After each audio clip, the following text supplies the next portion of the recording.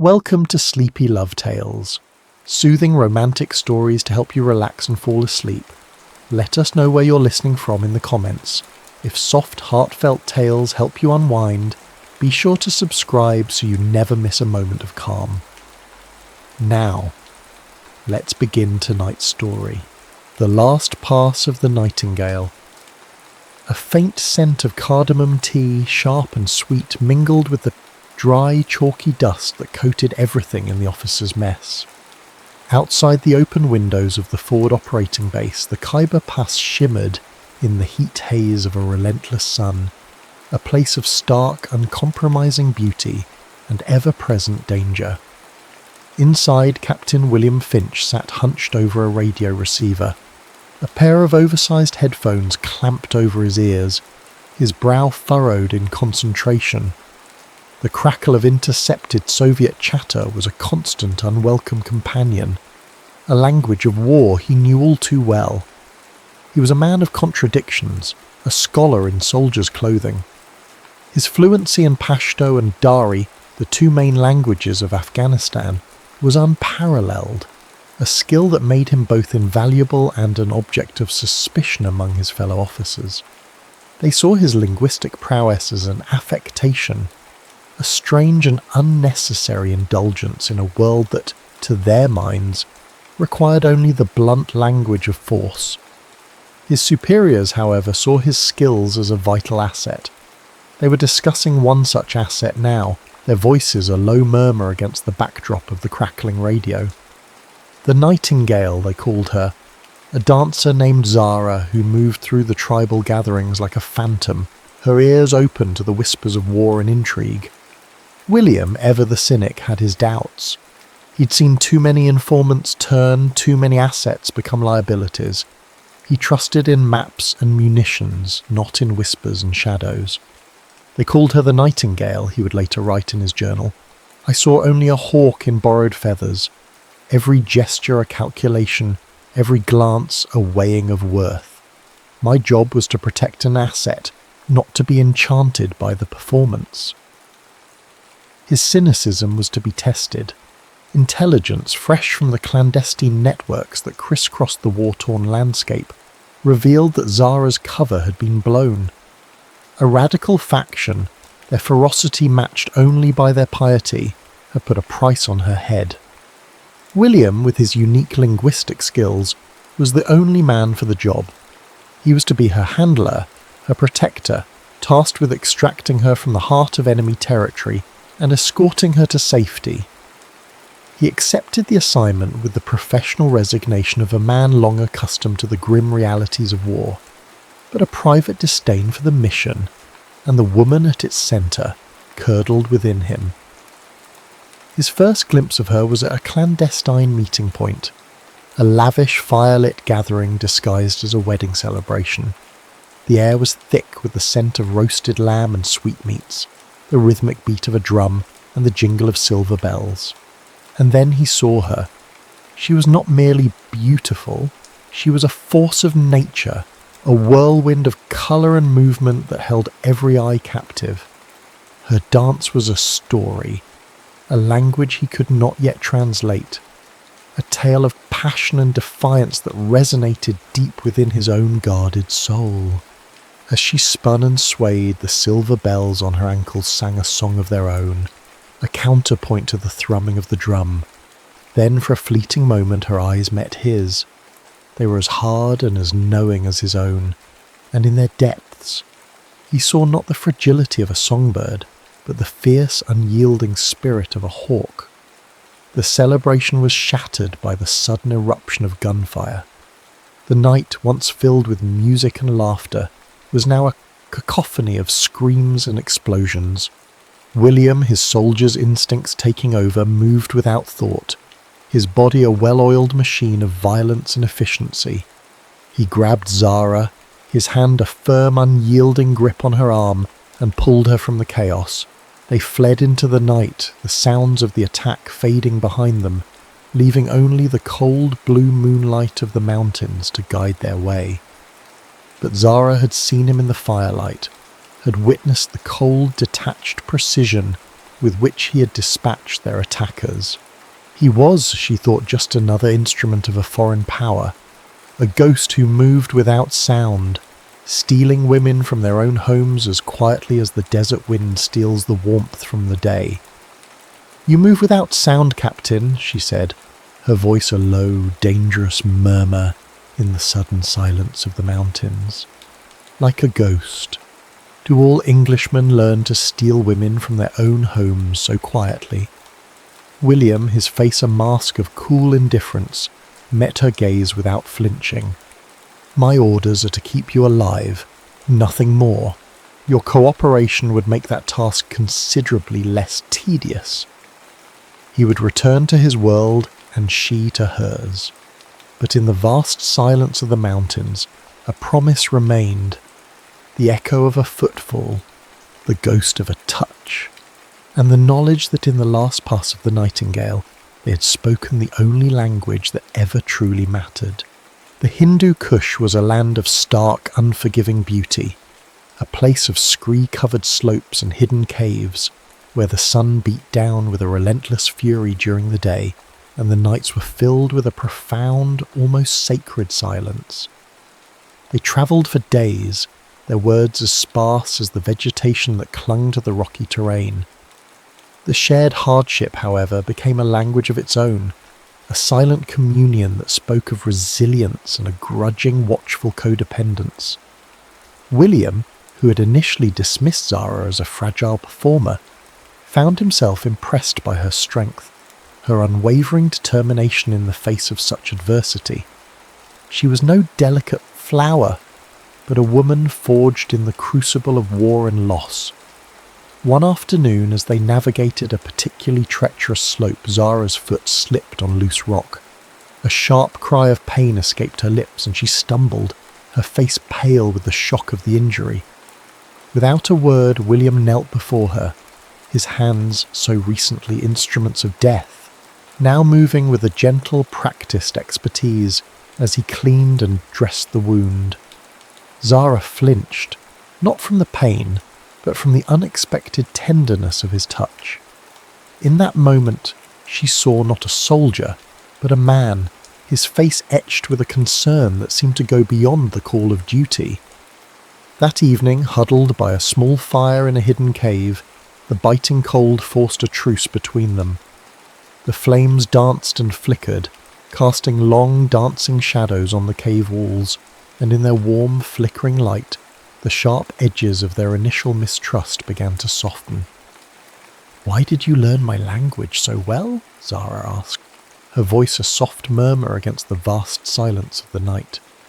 William, his eyes fixed on the fire, spoke of a life before the army, a life of poetry and stories, of ancient texts and forgotten languages. He spoke of a love for the lyrical beauty of Pashto and Dari, a love that had drawn him to this land long before the war had claimed him.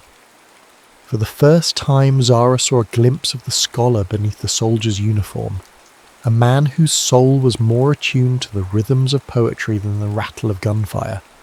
In turn, she told him of the nightingale, the bird that sings most beautifully when it is caged, a story her father had told her before he was killed by the very men who now hunted them.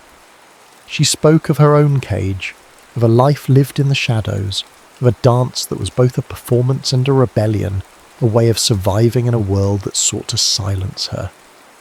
As the fire burned low, casting a warm golden glow on their faces, a shift occurred in the space between them. He no longer saw her as a manipulative seductress, but as a survivor, a woman of extraordinary courage and resilience forged in the fires of grief. And she, in turn, began to see not an arrogant colonial, but a man trapped in a role that chafed at his very soul. A man whose love for poetry and stories was a testament to a spirit that refused to be silenced by the din of war. "There is more than one kind of cage, Zara," he said, his voice a low, sombre whisper in the quiet of the cave. And in his words, she heard the echo of her own unspoken truth, the truth of a life lived in the shadow of a war that had caged them both. As she watched him by the fire, his face illuminated by the dying embers, she found herself wondering. He held his rifle with the same hands that had tended my wound, one for taking life, one for preserving it. Which was the real man? Or was there no difference in this land of ghosts? The shared warmth of a single blanket against the biting cold of the night, the taste of gritty, bitter tea brewed over a fire of scavenged brushwood, the sound of the wind carrying their whispered words away into the vast darkness. These were the small, intimate moments that began to bridge the chasm between them, weaving a fragile thread of connection in the heart of a war-torn land. They found shelter in an abandoned caravanserai, a ghost of the old Silk Road, its crumbling walls a testament to a time when this land was a crossroads of cultures, not a battleground of empires. A storm was brewing, the sky a bruised and angry purple, and the air was thick with a tense, claustrophobic silence that mirrored the growing storm between them. A patrol of their hunters, their voices a low, guttural murmur on the wind, passed dangerously close. They were forced to hide in a collapsed cistern, their bodies pressed together in the suffocating darkness, the damp, earthy smell of the ancient stones filling their nostrils. The intimacy was both terrifying and electric, a spark of life in a tomb of stone. To create a diversion, William, his face a mask of grim determination, set a trap, a cruel and calculated act of war that would lead the patrol into a small, neutral encampment of goat herds further down the valley. He argued it was a necessary evil, a sacrifice made to save Zara's life, but his words were cold and hollow in the face of such a callous act. Zara was horrified. In his cold military logic, she saw the very same disregard for human life that she had witnessed in the men they were fleeing. All her deepest fears about him, about the empire he represented, resurfaced with a vengeance. "You speak my language," she said, her voice trembling with a furious, wounded anger, "but you do not understand its heart. To you they are a diversion. To me they are people, my people." "My objective is to protect you," he countered, his own voice rising in a desperate attempt to justify the unjustifiable. "That is the only order that matters. In this war, there are no clean choices." The argument was a bitter, poisoned thing, cutting them both to the quick. He retreated into the cold, hard shell of the soldier, she into a furious, wounded silence. The storm broke then, the first crack of thunder overhead a stark and violent echo of the tempest that raged between them. They were together, yet utterly, devastatingly alone, two strangers bound by a shared danger, but separated by a chasm of culture and conscience that seemed, in that moment, impossible to cross.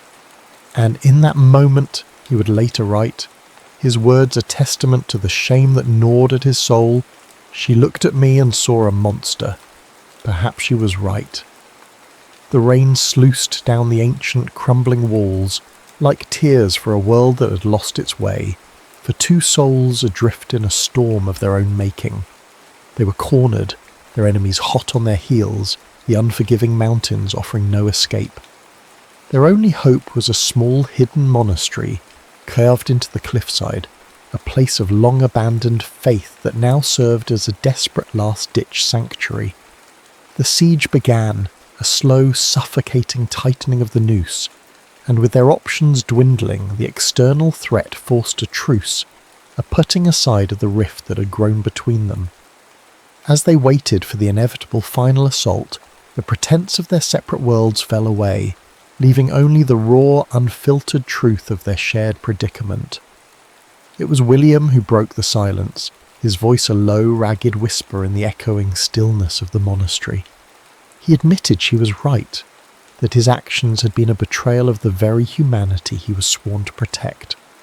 He spoke of his weariness with the war, of the shame that was a constant bitter taste in his mouth, of the choices he had made that haunted his every waking moment. And then, his eyes meeting hers in the dim, dusty light, he confessed that protecting her, not the asset, had become his only truth, his only reason for being in this godforsaken land. The final confrontation was a brutal, intimate dance of death. His tactical skill and her fierce, desperate courage, a seamless, terrifying ballet of violence. They fought side by side, their bodies moving in a strange and terrible harmony, until at last they prevailed, leaving them wounded, exhausted, and emotionally stripped bare. The silence that followed the battle was heavier than the gunfire it replaced.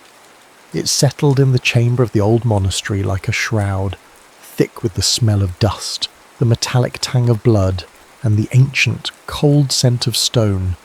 All that moved was the air, stirred by their ragged breathing, each gasp a desperate, ragged confirmation of life.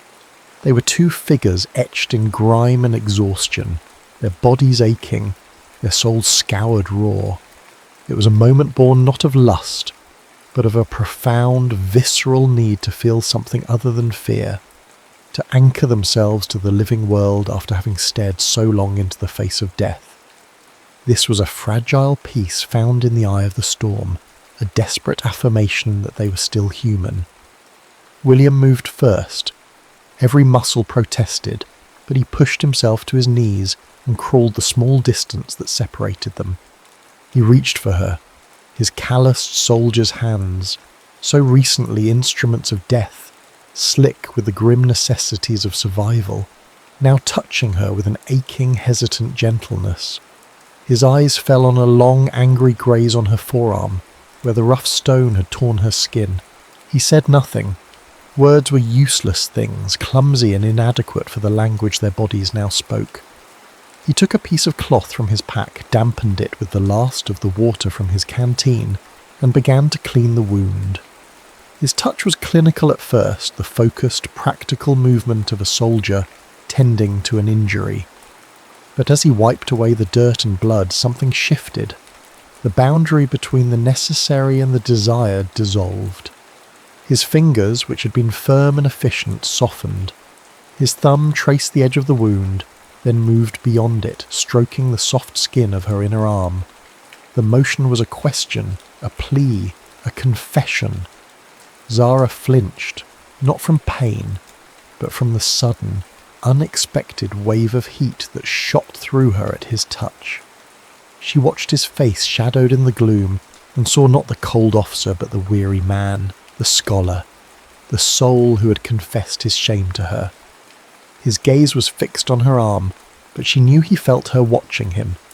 His touch became a caress, a slow, deliberate mapping of her skin, as if he were trying to memorize the very texture of her being. Slowly he looked up, his eyes meeting hers. They were dark, filled with the ghosts of the men they had fought, but also with a raw, unguarded vulnerability that stole her breath.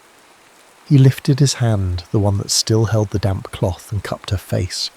His thumb stroked her cheekbone, wiping away a smudge of dust and perhaps an unshed tear.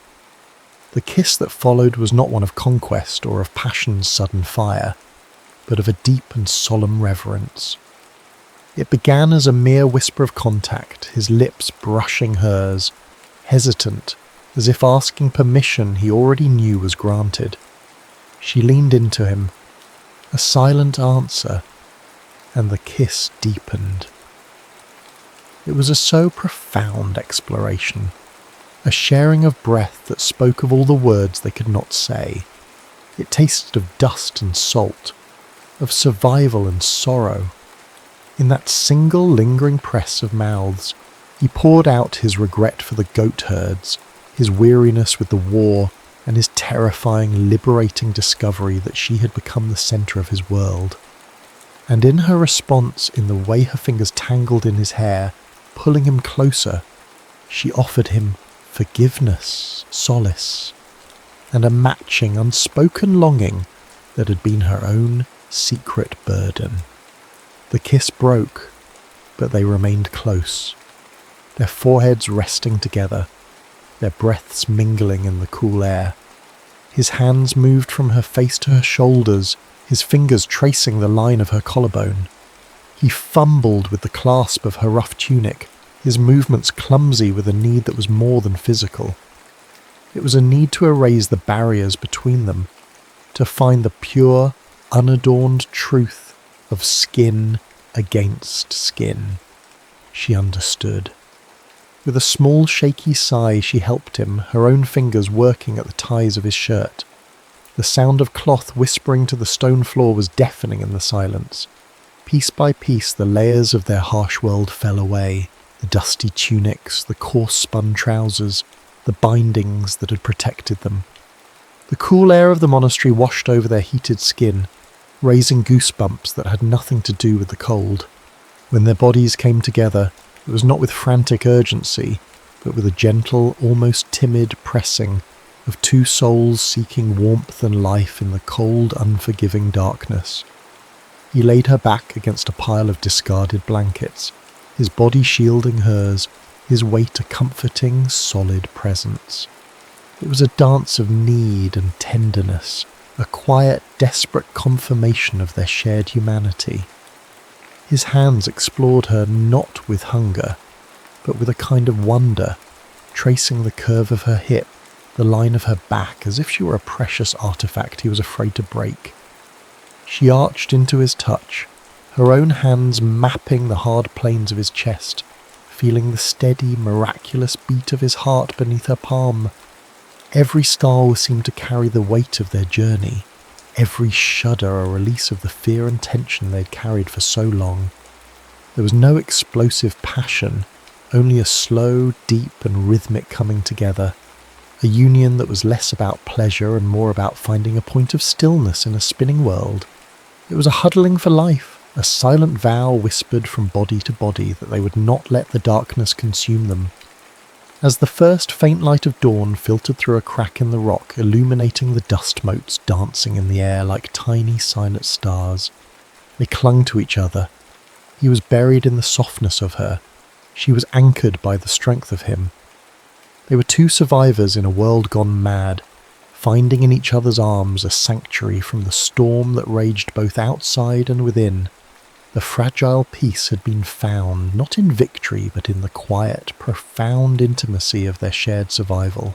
Days later they stood on a windswept plateau, the air clear and cold, the silence between them no longer hostile, but filled with a deep shared understanding. In the distance, a dust cloud heralded the approach of a British helicopter, a symbol of salvation for him, an uncertain future for her. The arrival of the new world was a deafening mechanical intrusion on the mountain's silence. The thunderous beat of the helicopter blades was a violent, jarring reminder of the two worlds they inhabited, the two worlds that were now destined to tear them apart. His orders were clear: return to base. She would be given a new identity, a new life, a world away from the dangers that had brought them together. The system that had thrown them into each other's arms was now the very thing that would sever their connection. Words were impossible against the deafening roar of the helicopter. He took her hand, his grip firm and sure, and pressed a small worn copy of the Rubaiyat of Omar Khayyam into her palm, a book of poetry he had spoken of by the fire in the cave. He had marked a single passage, a silent promise that would transcend the miles and the years that would soon separate them. He leaned in, his body shielding her from the rotor wash, and his lips, which had so recently explored hers with such reverent passion, now pressed a gentle, fleeting kiss to her forehead, a gesture of profound respect, a blessing, a farewell. He held her gaze for a long moment, his eyes a swirling mix of regret, hope, and a love that was too deep for words. In response, she reached down and touched the silver bell on her ankle, the bell that had first sung to him in the firelight of the wedding celebration. She pressed it to his lips, a promise that he would always hear her, even in the silence, a reminder of the dance that had brought them together, a dance of survival, of passion, of two souls intertwined in the heart of a war that had almost destroyed them. It was a fleeting, intensely private moment, a sealing of their bond, more powerful than any physical act. As the helicopter lifted off, carrying him back to his world, leaving her to face an unknown future, The lingering ghost of his touch on her forehead, and the worn, soft leather of the poetry book in her hand were all that remained of a love that had blossomed in the most unlikely of places, a love that would forever echo in the vast, silent heart of the mountains. He would return to his world, and she to hers. But in the vast silence of the mountains, a promise remained. The echo of a footfall, the ghost of a touch, and the knowledge that in the last pass of the Nightingale they had spoken the only language that ever truly mattered.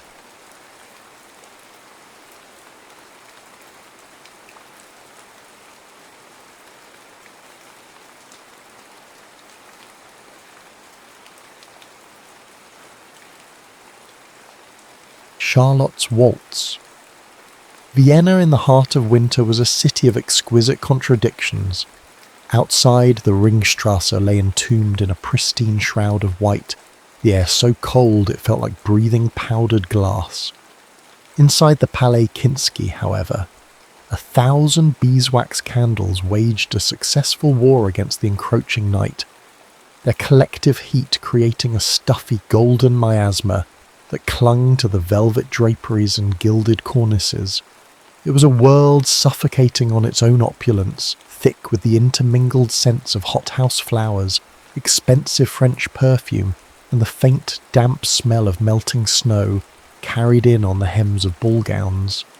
The air hummed with a constant oppressive drone, the brittle laughter of countesses, the pompous pronouncements of military officers, and the clinking of crystal, all layered over the polite, uninspired strains of a chamber orchestra. Seated at the grand piano, Anton Heller felt less like an artist and more like a piece of ornate furniture, placed there for the aesthetic pleasure of the assembled aristocracy. His fingers, long and nimble, moved over the ivory keys with a precision that had become rote, a mechanical act devoid of the soul he had once poured into his music. He was playing a selection of popular nocturnes, pieces so safe and predictable they were merely an extension of the polite chatter. His expression was one of weary detachment, his gaze drifting over the sea of powdered faces and glittering jewels. He saw not patrons of the arts but vultures in silk, their lives as carefully composed and ultimately empty as the music he was forced to play. He was a captive, his art a commodity, and a bitter resentment curdled in his gut. During a mercifully brief interlude, while the guests migrated towards the champagne fountains, Anton escaped the grand ballroom. He pushed through a heavy damask curtain into a small, blessedly quiet alcove that overlooked a frozen garden. He leaned his forehead against the cool glass of the window pane, the silence a balm on his frayed nerves. It was then, through the thick walls and the lingering hum of the gala, that he heard it. It was not the sound of the orchestra restarting. This was something else entirely.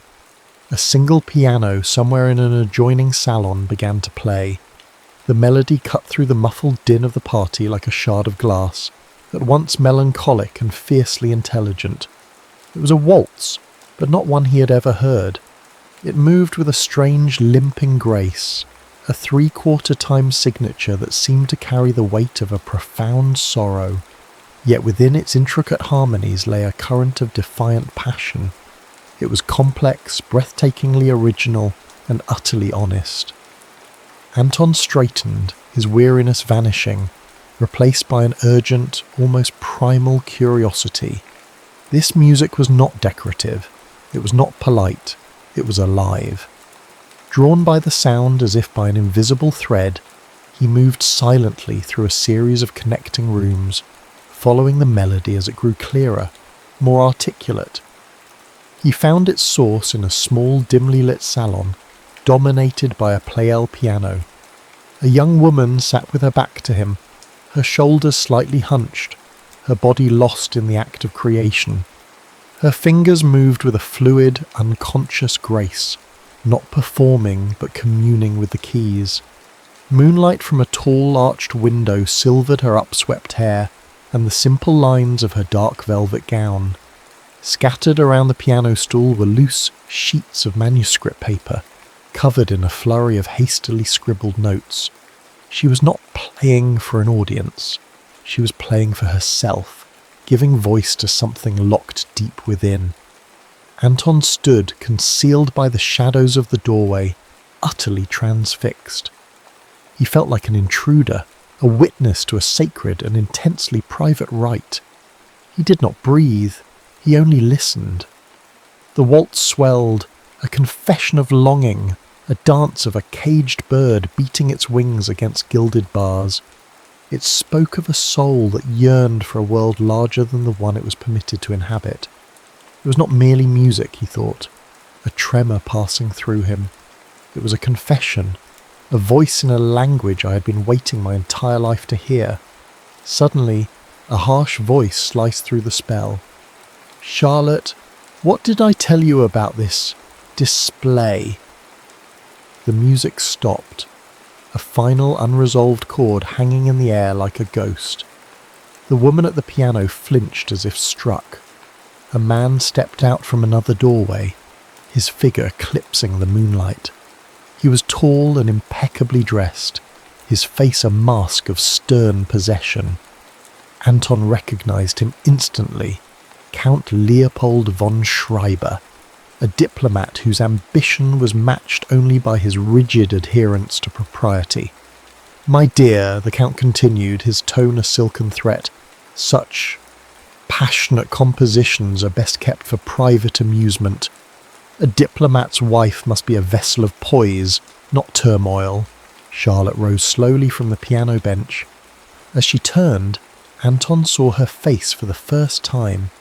She was beautiful, but it was a fragile, haunted beauty. Her eyes, the colour of a stormy sea, were wide and startled, and in their depths he saw the same profound sadness he had heard in her music. Her gaze swept the room and for a single heart-stopping second locked with his. In that fleeting moment, an entire conversation passed between them. He saw her shock at being discovered, the shame warring with a desperate plea for understanding. She saw in his eyes not judgment, but a reflection of her own music, an awestruck, reverent admiration that bordered on worship. It was a connection so immediate, so potent, that it left them both breathless. The Count, oblivious, took her arm in a grip that was just a fraction too tight. "Come, people will notice your absence." He led her from the room, his presence a chilling negation of the warmth her music had created. Anton remained in the shadows, his heart pounding a frantic rhythm against his ribs. The salon was empty now, the silence screaming where the music had been. He stepped forward, towards the piano. The air still seemed to vibrate with that final broken chord. On the polished wood of the Pleyel, next to the scattered sheets of her soul, lay a single, perfect white rose, already beginning to wilt in the oppressive heat of the house. He reached out a trembling hand but did not touch it. It was her, he thought, beautiful, pure, and slowly dying in a place where it could not truly bloom. And then, as quickly as it came, it was gone, but the melody, her melody, was now imprinted on his soul, a wound and a promise. The days that followed the gala were a torment of echoes for Anton. The ghost of Charlotte's waltz haunted his waking hours and bled into his dreams. The vapid tunes he was paid to play felt like profanities against the memory of her music.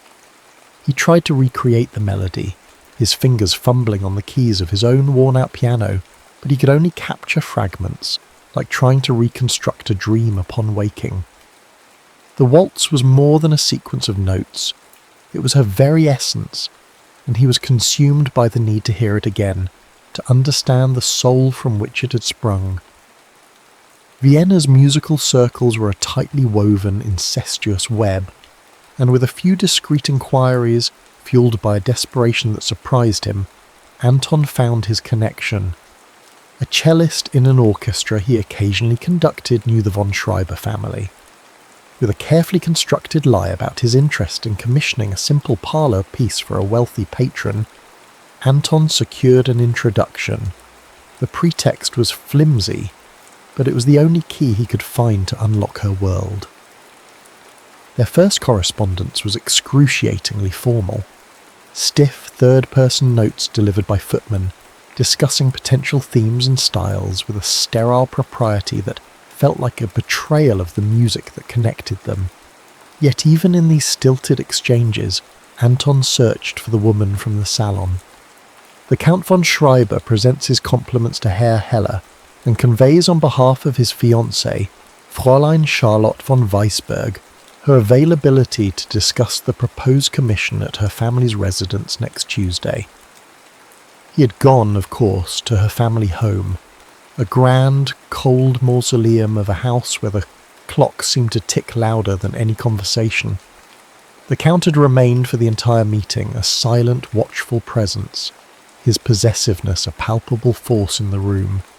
Charlotte had been quiet, withdrawn, a pale echo of the woman he had seen at the piano. But when she spoke of music, a flicker of the fire returned. She spoke of harmonic structure and melodic development with a technical brilliance that humbled him. They were speaking in code using the language of theory to touch upon the truths of the soul. It was Charlotte who, in a moment of daring, suggested a different arrangement.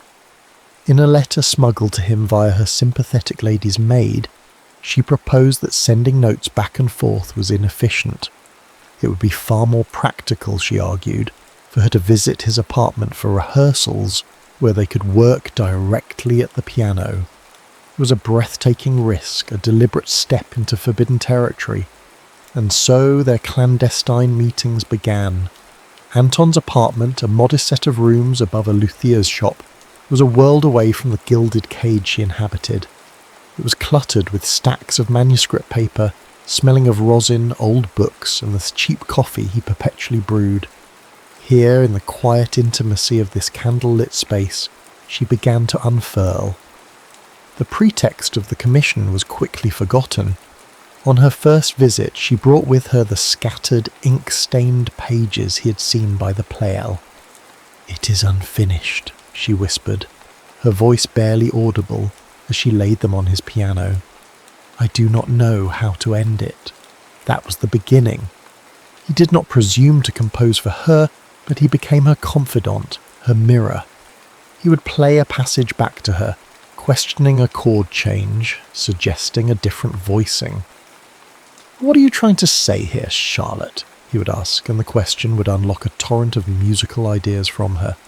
Their hands would brush over the keys, sending shivers through them both that had nothing to do with the winter chill. They sat so close on the worn piano bench that he could feel the warmth radiating from her body, could smell the faint scent of lavender that clung to her hair. The vibrations of a powerful chord would travel from the piano frame, through the floorboards, and into their very bones, a shared physical experience that was achingly intimate.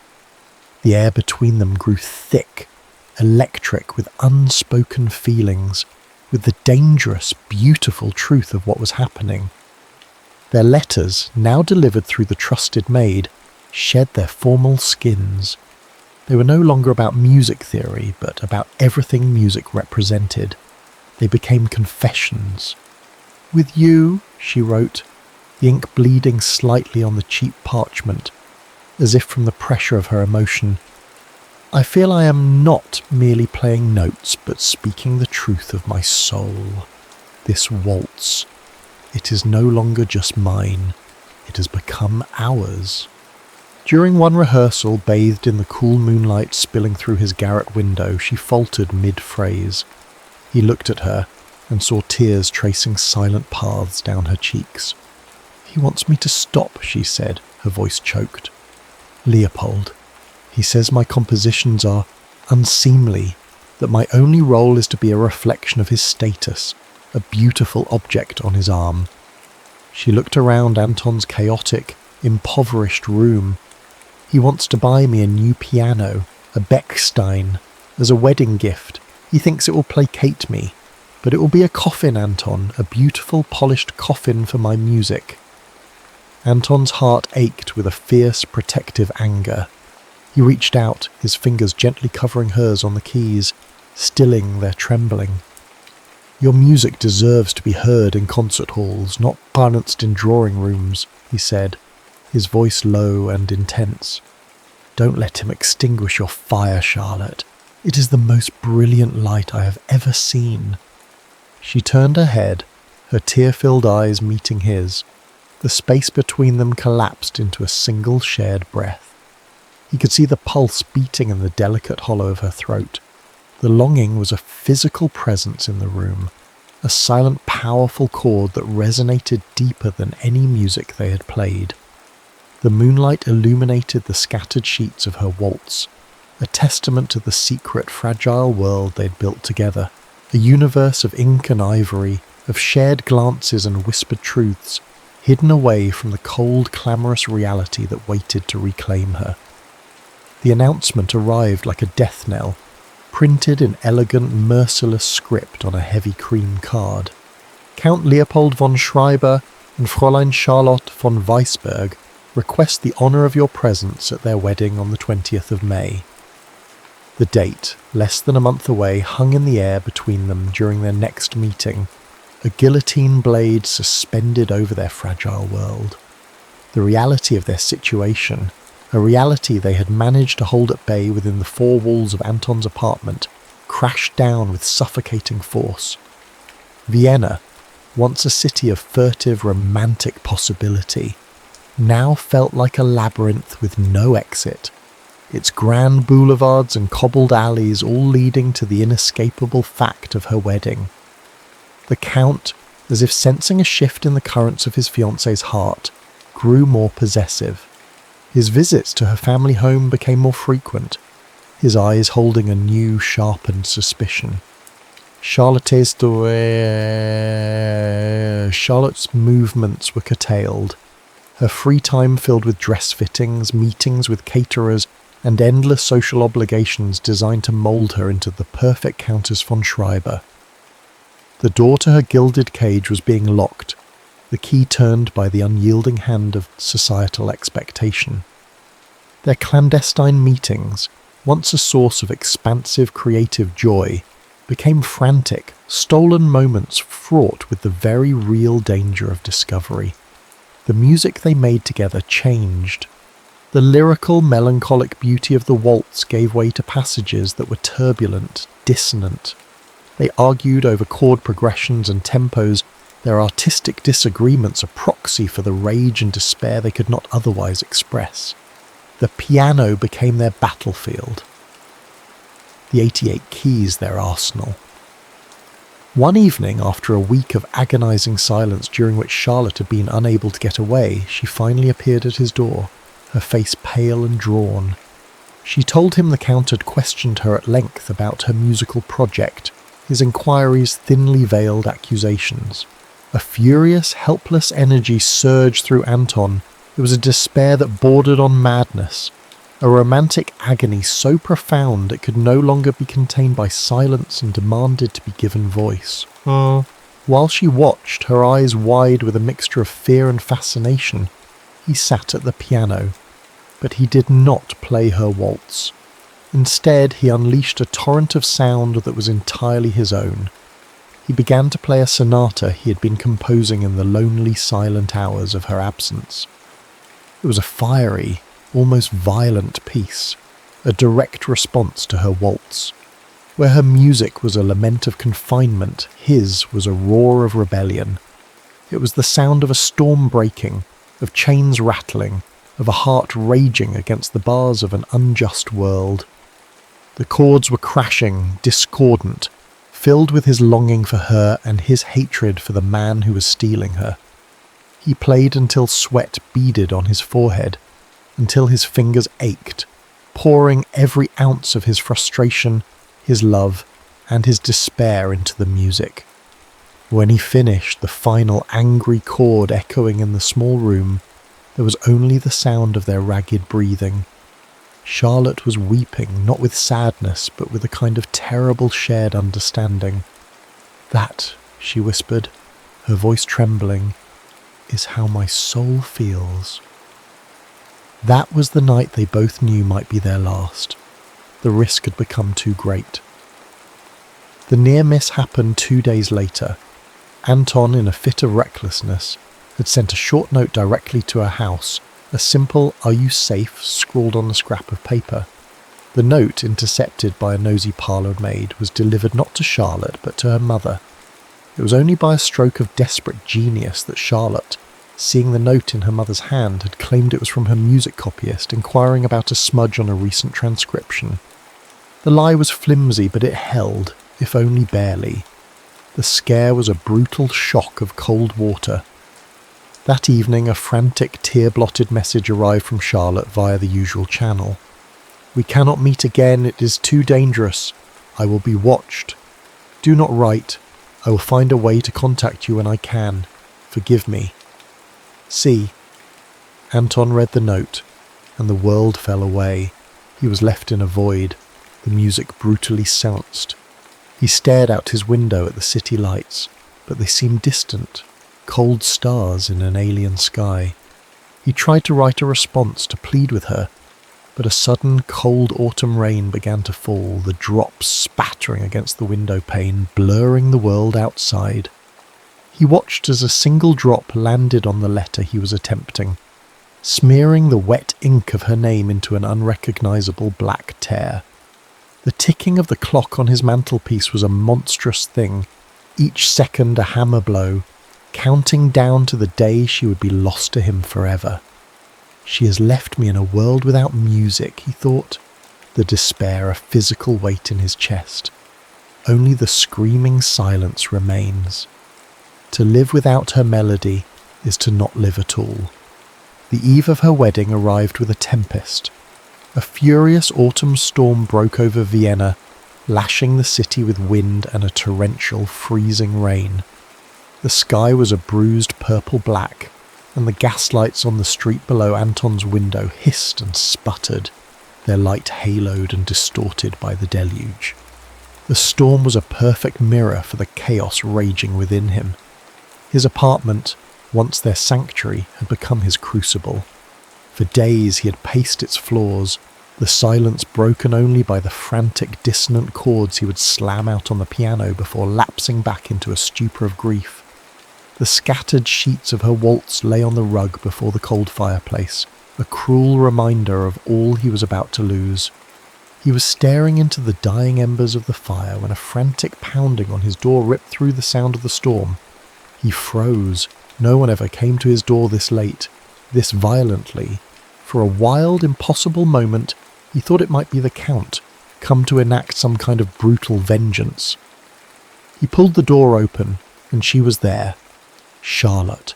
She was a wraith, a creature born of the storm. Her fine travelling cloak was soaked through, plastered to her body. Her carefully coiffed hair had come undone, strands of it clinging to her pale, rain-streaked face. Her eyes, wide and wild, burned with a desperate, feverish light. She stood on his threshold, trembling, not from the cold, but from the sheer, terrifying force of her own rebellion.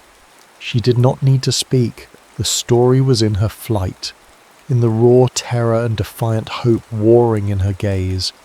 He reached out, his hand closing around her arm, and pulled her inside, out of the raging night and into the fragile shelter of his room. He kicked the door shut, plunging them into the dim, firelit intimacy of the space. The dam of their restraint, built over months of stolen glances and unspoken words, did not just break. It shattered into a million pieces. He framed her face with his hands, his thumbs stroking the cold, wet skin of her cheeks. Her name was a prayer on his lips, Charlotte. She surged forward, her mouth finding his in a kiss that was not gentle or tender, but a frantic, desperate collision. It tasted of rain and tears and a sorrow so profound it threatened to drown them both. It was a kiss of starvation, the desperate act of two souls who had been denied their only true nourishment. His arms wrapped around her, crushing her to him, as if he could absorb her into himself, protect her from the world she had just fled. The kiss deepened, the initial frenzy softening into something more profound, an exploration of a truth they had for so long denied. This was not just a physical act. It was the final, inevitable resolution of their music. It was a reclaiming. For her, It was the violent, passionate seizure of her own body, her own desire, from the cold, transactional fate of her engagement. For him, it was the worship of the artist, the genius he had revered from afar, now made real and vulnerable in his arms. His hands moved from her face to the fastenings of her cloak. The wet wool fell away, pooling at her feet. He undressed her slowly, reverently, his fingers trembling as they worked the tiny pearl buttons of her dress. Each layer of fabric he peeled away felt like stripping back a layer of societal expectation, of suffocating propriety, until she stood before him in the flickering firelight, clad only in her thin chemise. The scent of rain and damp fabric gave way to the warm, intoxicating scent of her skin. He knelt before her, his hands tracing the lines of her body through the fine linen, learning her form as if it were a sacred piece of music. Her initial shivers of cold turned to shivers of desire as his mouth found hers again, then travelled down the long, elegant line of her throat to the hollow of her collarbone. There was a raw, almost painful vulnerability in their impending nakedness. Every touch was both a question and an answer, every glance a confession. "Anton," she breathed, her voice a fragile thread of sound. He rose and lifted her into his arms, carrying her the few steps to the worn rug before the fireplace. He laid her down amidst the scattered pages of her own waltz, the notes that had brought them together, now a witness to their final desperate union. He stripped away his own clothes, the act swift and urgent, until there was nothing left between them. Skin met skin, and a collective gasp of discovery escaped their lips. His movements were a reflection of their music, a slow lyrical adagio at first. His hands and mouth explored her with a reverence that bordered on divine worship, mapping the curve of her hip, the softness of her belly, the swell of her body. He whispered her name against her skin, a mantra, a prayer, an incantation. He was not taking. He was being given a gift of unimaginable praise, and he treated it as such. When he finally moved toward her, she guided him with her hands, her eyes locked on his. The moment of their joining was a soft, perfect shock, harmony so complete it made them both cry out. He began to move with her slowly, savouring the way her body arched to meet his, the way her fingers dug into the muscles of his back. The tempo quickened, building from adagio to a driving, passionate allegro. Their bodies found their rhythm, a dance of need and surrender, of reverence and raw hunger. The firelight danced on their skin, slick with sweat, casting their intertwined shadows large and monstrous on the wall. The storm raged outside, a wild orchestra to their private symphony. Her release came upon her with the force of a tidal wave, a sob tearing from her throat, a sound of sublime pleasure and profound, shattering grief for the beautiful, impossible life they could never have. His own climax followed, a white-hot wave of release that left him utterly spent. He collapsed against her, holding her tightly as their shared climax washed over them, their heartbeats a frantic, decelerating drumbeat against each other's chests. It was a moment of pure, unadulterated connection, a perfect and tragic harmony struck in defiance of a world that would never understand its beauty. They awoke not to the violence of the storm, but to the hushed, fragile stillness that follows it. The rain had ceased. A pale grey light, the first hint of dawn filtered through the garret window, washing the world in shades of pearl and ash. It was a world washed clean, new and uncertain. They lay tangled in each other's arms on the rug, the fire now a bed of softly glowing embers, the scattered pages of the Waltz a testament to the night's wreckage and creation. The fevered passion had settled into a deep, tender intimacy.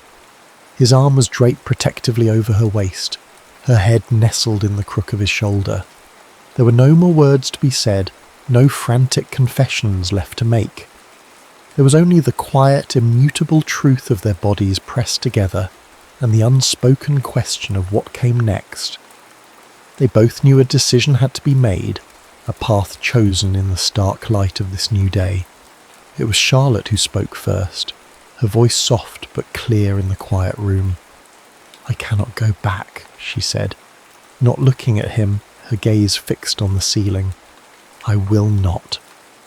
It was not a plea, but a statement of fact.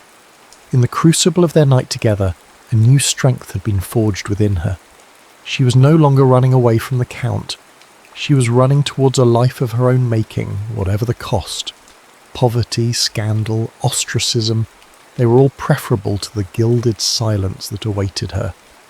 Anton tightened his embrace, pressing a kiss into her hair. He felt a surge of pride so fierce it almost choked him, mingled with the sharp, piercing grief of what her decision meant for them. Her freedom meant his loss. Before the city outside truly began to stir, as the first sounds of cartwheels on wet cobblestones drifted up from the street below, they made love one last time.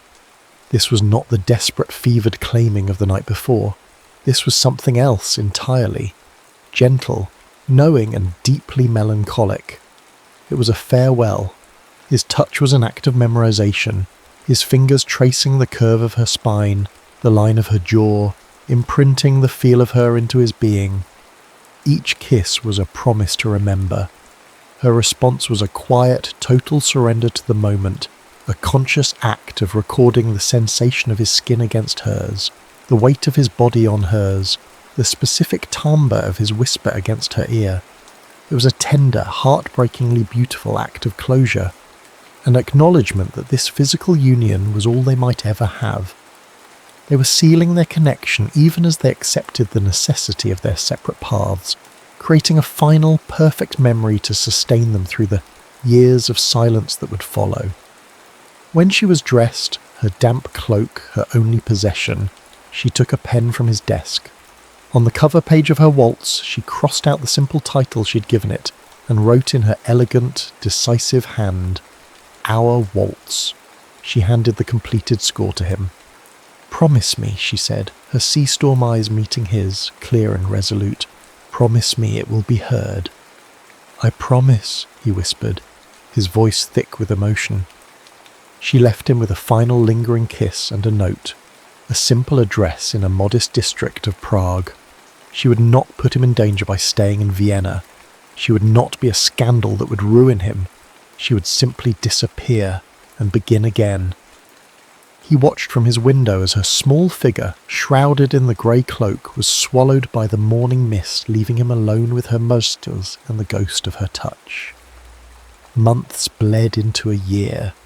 The scandal of the jilted Count von Schreiber and his runaway fiancée was a brief, delicious morsel for Viennese society, quickly consumed and replaced by fresher gossip. Anton, driven by a new and relentless purpose, threw himself into his work. His grief and longing were sublimated into a fierce ambition, not for himself, but for her. He used every connection, called in every favour. His former cynicism burned away by the fire of his promise. The final scene took place on a crisp autumn evening, a year to the day of the storm.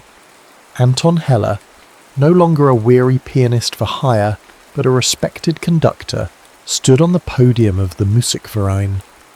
The grand concert hall was a cavern of gold and crimson packed with the very society that would have condemned her.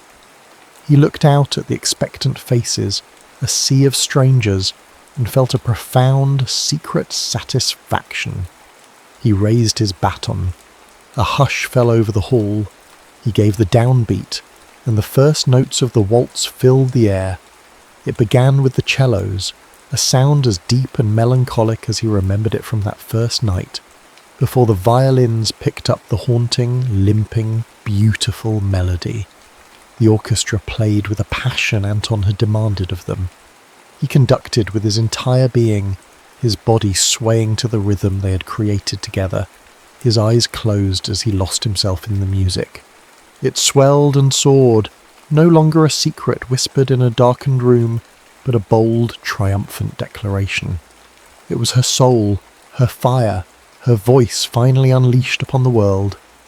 As the final powerful chord echoed through the hall, the audience was stunned into a moment of silence before erupting into thunderous applause. Anton lowered his baton, his chest heaving, his gaze sweeping over the crowd, and he saw her. In the shadows of a high private box, a woman stood alone. Her face was serene, unadorned, and in her eyes he saw not the haunted sadness of the girl he had met, but the quiet, confident strength of the woman she had become. She was free. She gave him a small, almost imperceptible nod, a shared secret across the crowded hall. And so the waltz played on, no longer a confession, but a testament to a love that chose not to be silent, to a soul that refused to be caged, and to the courageous, transformative power of a single, perfect note of truth. It was a promise echoing in the heart of Vienna, their symphony complete at last.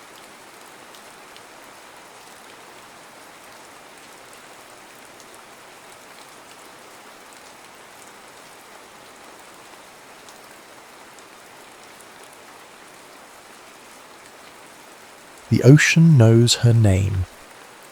The thrift shop was a tomb of forgotten things, smelling of dust, decaying paper, and the faint, sweet perfume of ghosts. For Camilla Brooks, it was a mausoleum for her own life, a place she entered on a lunch break she felt a biting guilt for taking. Every second away from her desk was a small act of rebellion, and each rebellion was paid for with a currency of anxiety that left her perpetually exhausted. Her life was a series of obligations stitched together with the thread of other people's expectations, and the fabric was beginning to fray. She ran her fingers along the spines of books, the brittle paper a scent that anchored her to 1,000 other lives, all more interesting than her own. Her hand stopped on a tattered volume of sea poems, its cover the faded blue of a twilight sky. It was a compulsion, the kind that had begun to govern her small acts of defiance. She bought it without a second thought, the few coins a pittance for the weight of it in her hands, a small solid anchor in the swirling chaos of her day. Back in the oppressive hum of the city, locked in the sterile silence of her cubicle, she opened it. Tucked inside, between verses of longing and brine, was a letter. The paper was thick and creamy, the ink faded to the colour of a dried bloodstain. It was not addressed to a person, but to an idea, a soul she recognised with a jolt that was both terror and homecoming. To the girl who dreams of salt air, it began. The words that followed spoke not of a story, but of a promise, a place where the tide remembers and where a part of her was waiting to be reclaimed.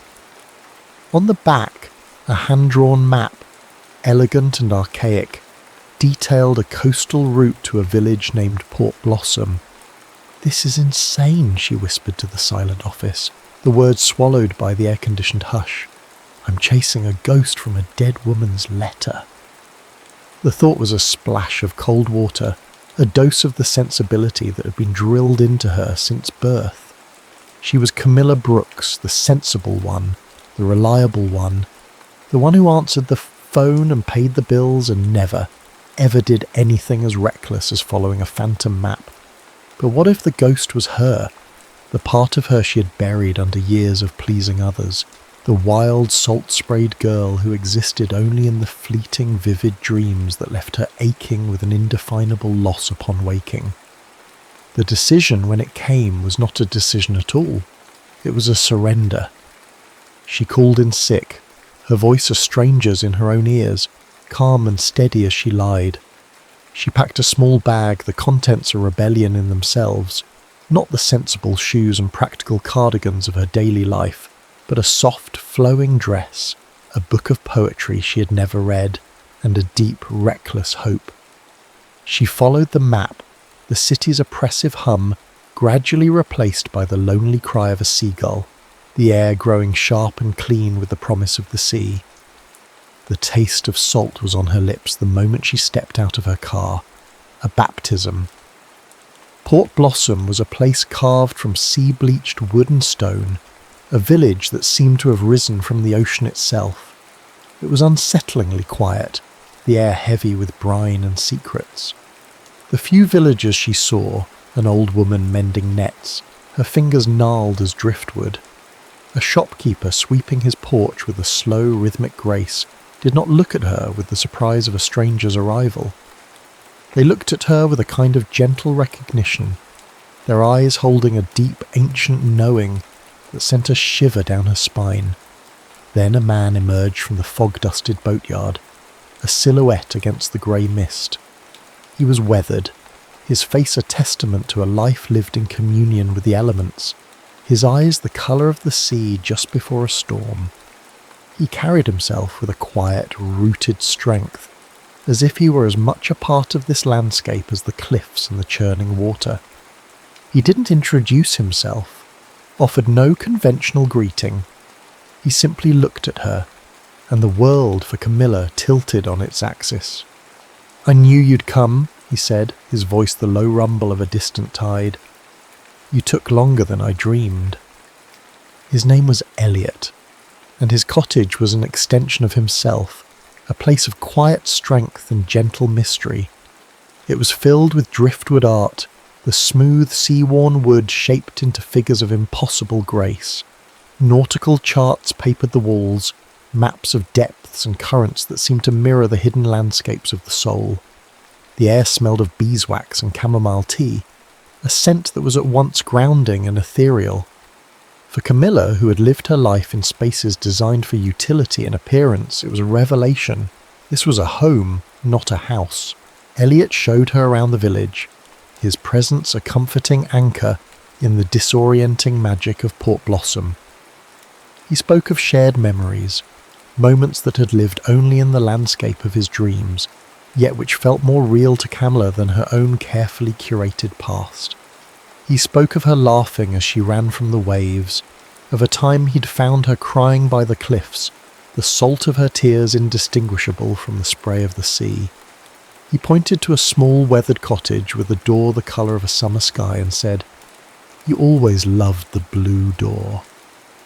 Camilla found herself torn between the sharp, insistent voice of logical disbelief and a deep feeling of homecoming that resonated in her very bones. "How can you know me?" she asked, the words a whisper against the sound of the waves crashing on the shore below. "The real me? I barely know her." Elliot's storm-grey eyes held hers, and in their depths she saw a reflection of a self she had only ever glimpsed in fleeting moments of quiet rebellion. "I don't know the you who answers the phone and pays the bills," he said, his voice gentle.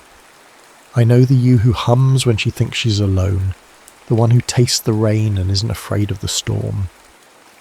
Later, in the flickering candlelight of his cottage, he showed her the journals. They were filled with sketches of her face rendered with a tender, aching familiarity that made her breath catch in her throat. The drawings captured expressions she had never seen in a mirror, yet recognised as her own. A fleeting look of sorrow, a flash of wild joy, a deep contemplative stillness. Alongside the sketches were detailed accounts of their meetings in his sleep, his dreams a tapestry of shared moments that defied all logic. He described a small crescent-shaped scar on her palm, a pale silver line she had gotten as a child, a secret she had never shared with anyone. The sight of it, sketched with such unnerving accuracy, was the final undoing of her carefully constructed defences. For the first time in her life, Camilla spoke the truth of her own heart. She confessed the suffocating weight of her existence, the feeling of being an actress in a play she had never auditioned for. She spoke of the constant pressure to be the sensible one, the anchor for a family that seemed to thrive on her quiet sacrifices. Elliot listened with an intensity that made her feel seen, truly seen, in a way that was both terrifying and exhilarating. He didn't offer solutions or platitudes, he simply shared her silence, his presence a testament to a connection that transcended words. As they walked along the shore at sunset, the wild, wind-swept beach, a canvas of bruised purples and fiery oranges, their hands brushed.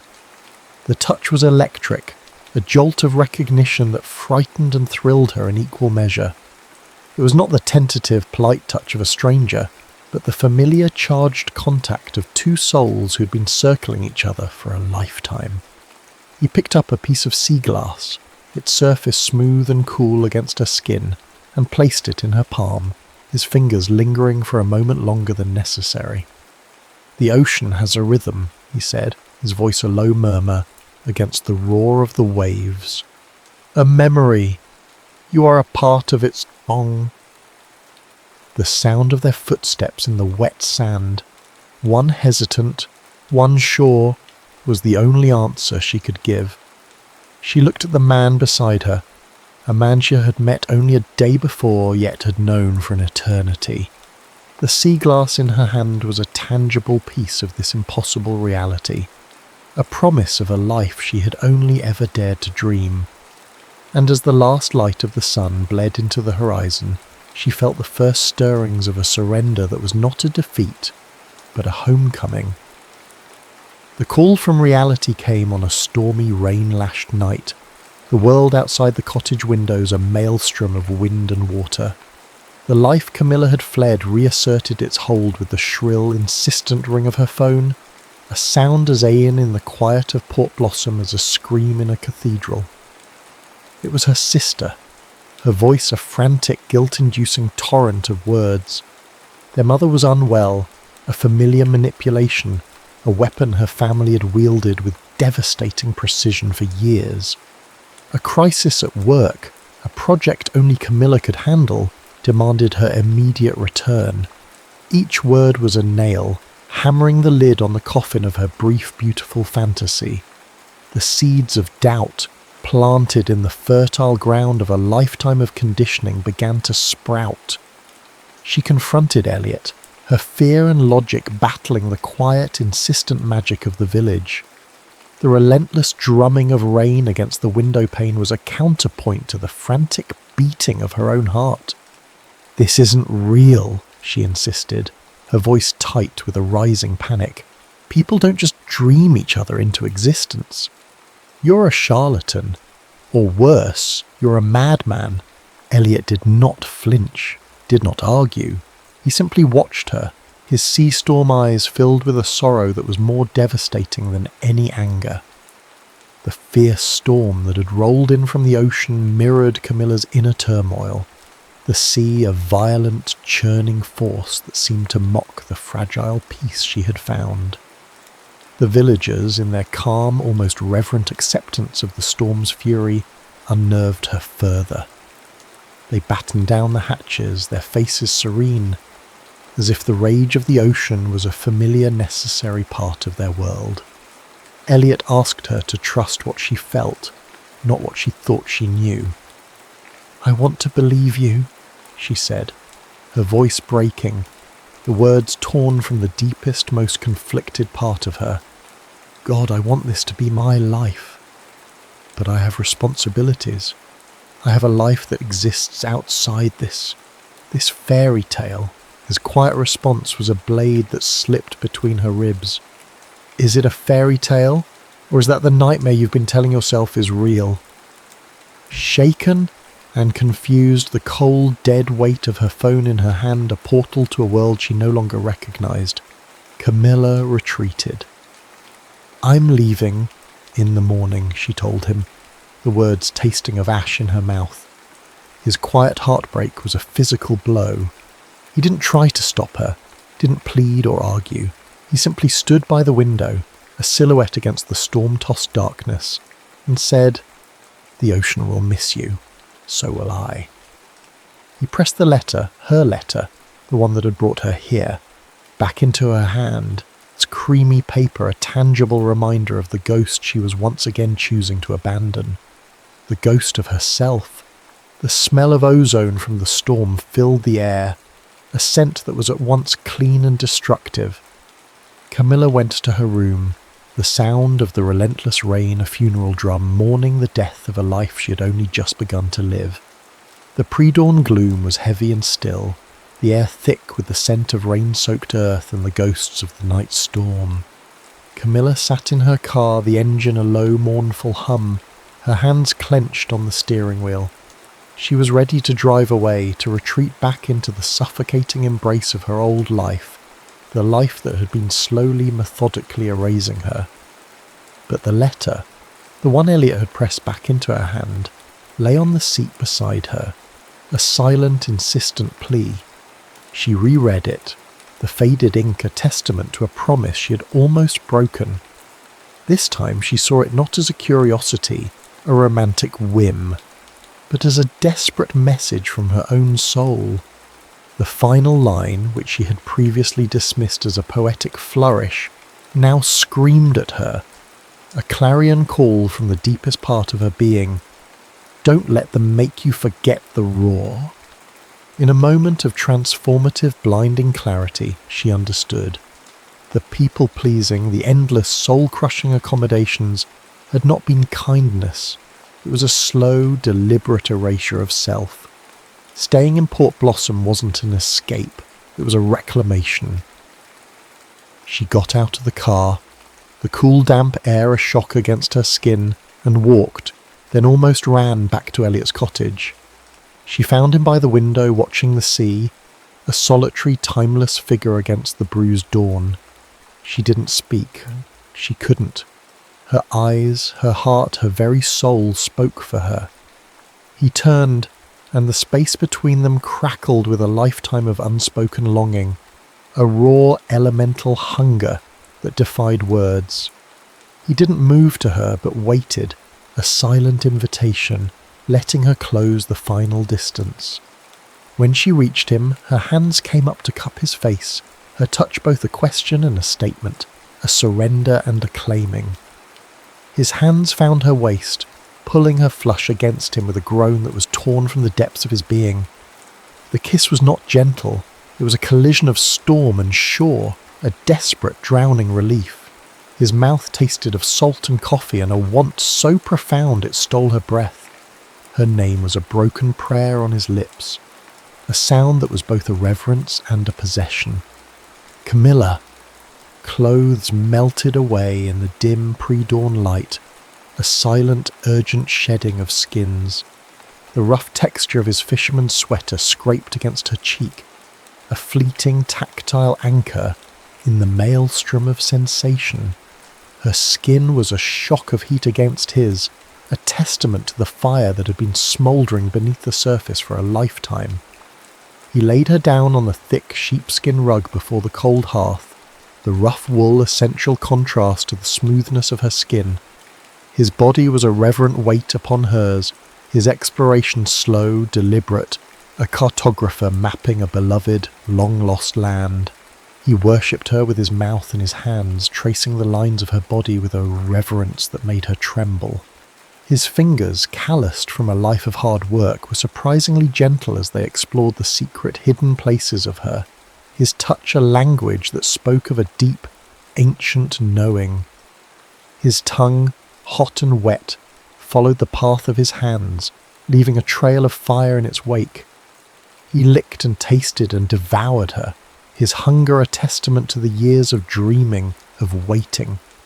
She arched and trembled, her breath catching in ragged sobs of pleasure that were both an agony and an ecstasy.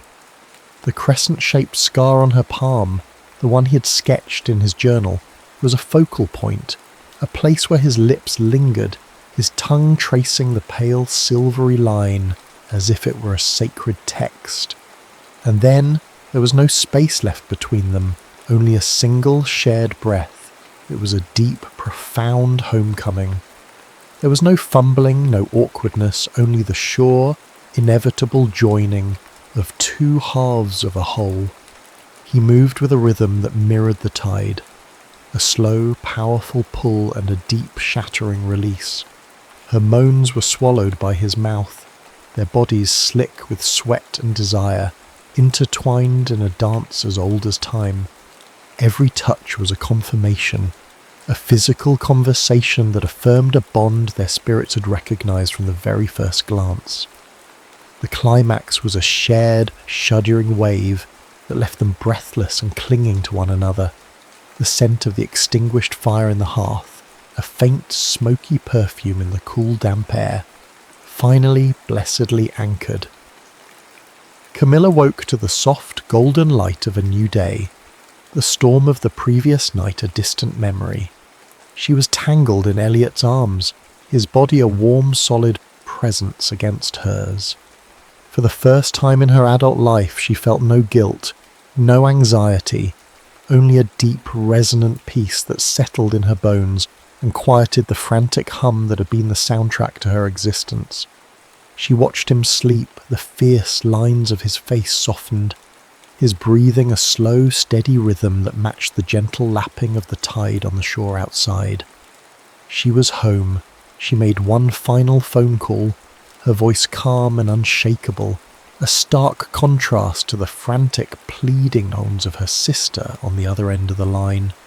She didn't fight or explain, didn't offer excuses or apologies. She simply resigned from her job, from her role as the family fixer, from the life that had been slowly, inexorably squeezing the life out of her. She was polite but firm, the connection severed with a quiet finality that left her sister speechless. Later, she and Elliot walked through the village, hand in hand, the bright, clean scent of the sea air after the storm, a promise of a new beginning. The villagers, who had once regarded her with a gentle, knowing silence, now greeted her with open smiles. The old woman mending nets looked up as they passed and pressed a small, intricately woven bracelet of twine into Camilla's hand. "Welcome home," she said, her voice the soft rustle of dry leaves. Camilla looked at the faces around her, at the quiet, deep-set joy in their eyes, and understood. This wasn't just Elliot's dream, it was the village's. She was a missing piece, and now she'd returned. That night they made love again, the warmth of the sun on her skin a lingering memory. This time it was different. The desperate, drowning hunger of their first encounter was replaced by a deep, playful tenderness. It was slow and knowing, full of laughter and whispered secrets. He kissed the crescent-shaped scar on her palm, a silent acknowledgement of the shared past that had finally, blessedly become their present. She traced the lines on his face, the lines she had known forever, a cartographer of a beloved, familiar landscape. It was a love that felt both ancient and brand new, a promise kept across the realms of dream and reality. The comfortable weight of Elliot's hand in hers was an anchor, a grounding force in a world that had once seemed a chaotic, storm-tossed sea. She had spent her life pleasing others, only to discover that her true self had been waiting for her in a place she had only ever visited in dreams. The greatest love stories, she now understood, are not written by us, but are currents we must be brave enough to follow. And so she learned that the heart is not a compass that points you to a new land, but an anchor that holds you to the one place you were always meant to be. The ocean knew her name, and now, finally, so did she.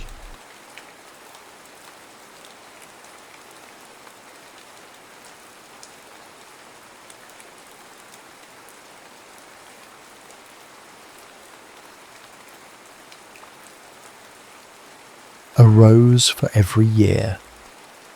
The little seaside town clung to the cliffs of the English coast like a child to its mother's skirts, braced against the ceaseless wind that swept in from the grey-green expanse of the North Sea. It was a place of salt-stung air, of hardy, wind-swept roses that grew in defiant clusters along the cliff paths, and of people whose lives were as inextricably linked to the tides as the seaweed that lay in tangled ribbons on the shore.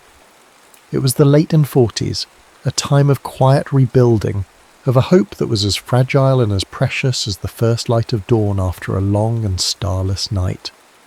It was in this town that Helen first saw the sea not as a barrier, but as a beginning.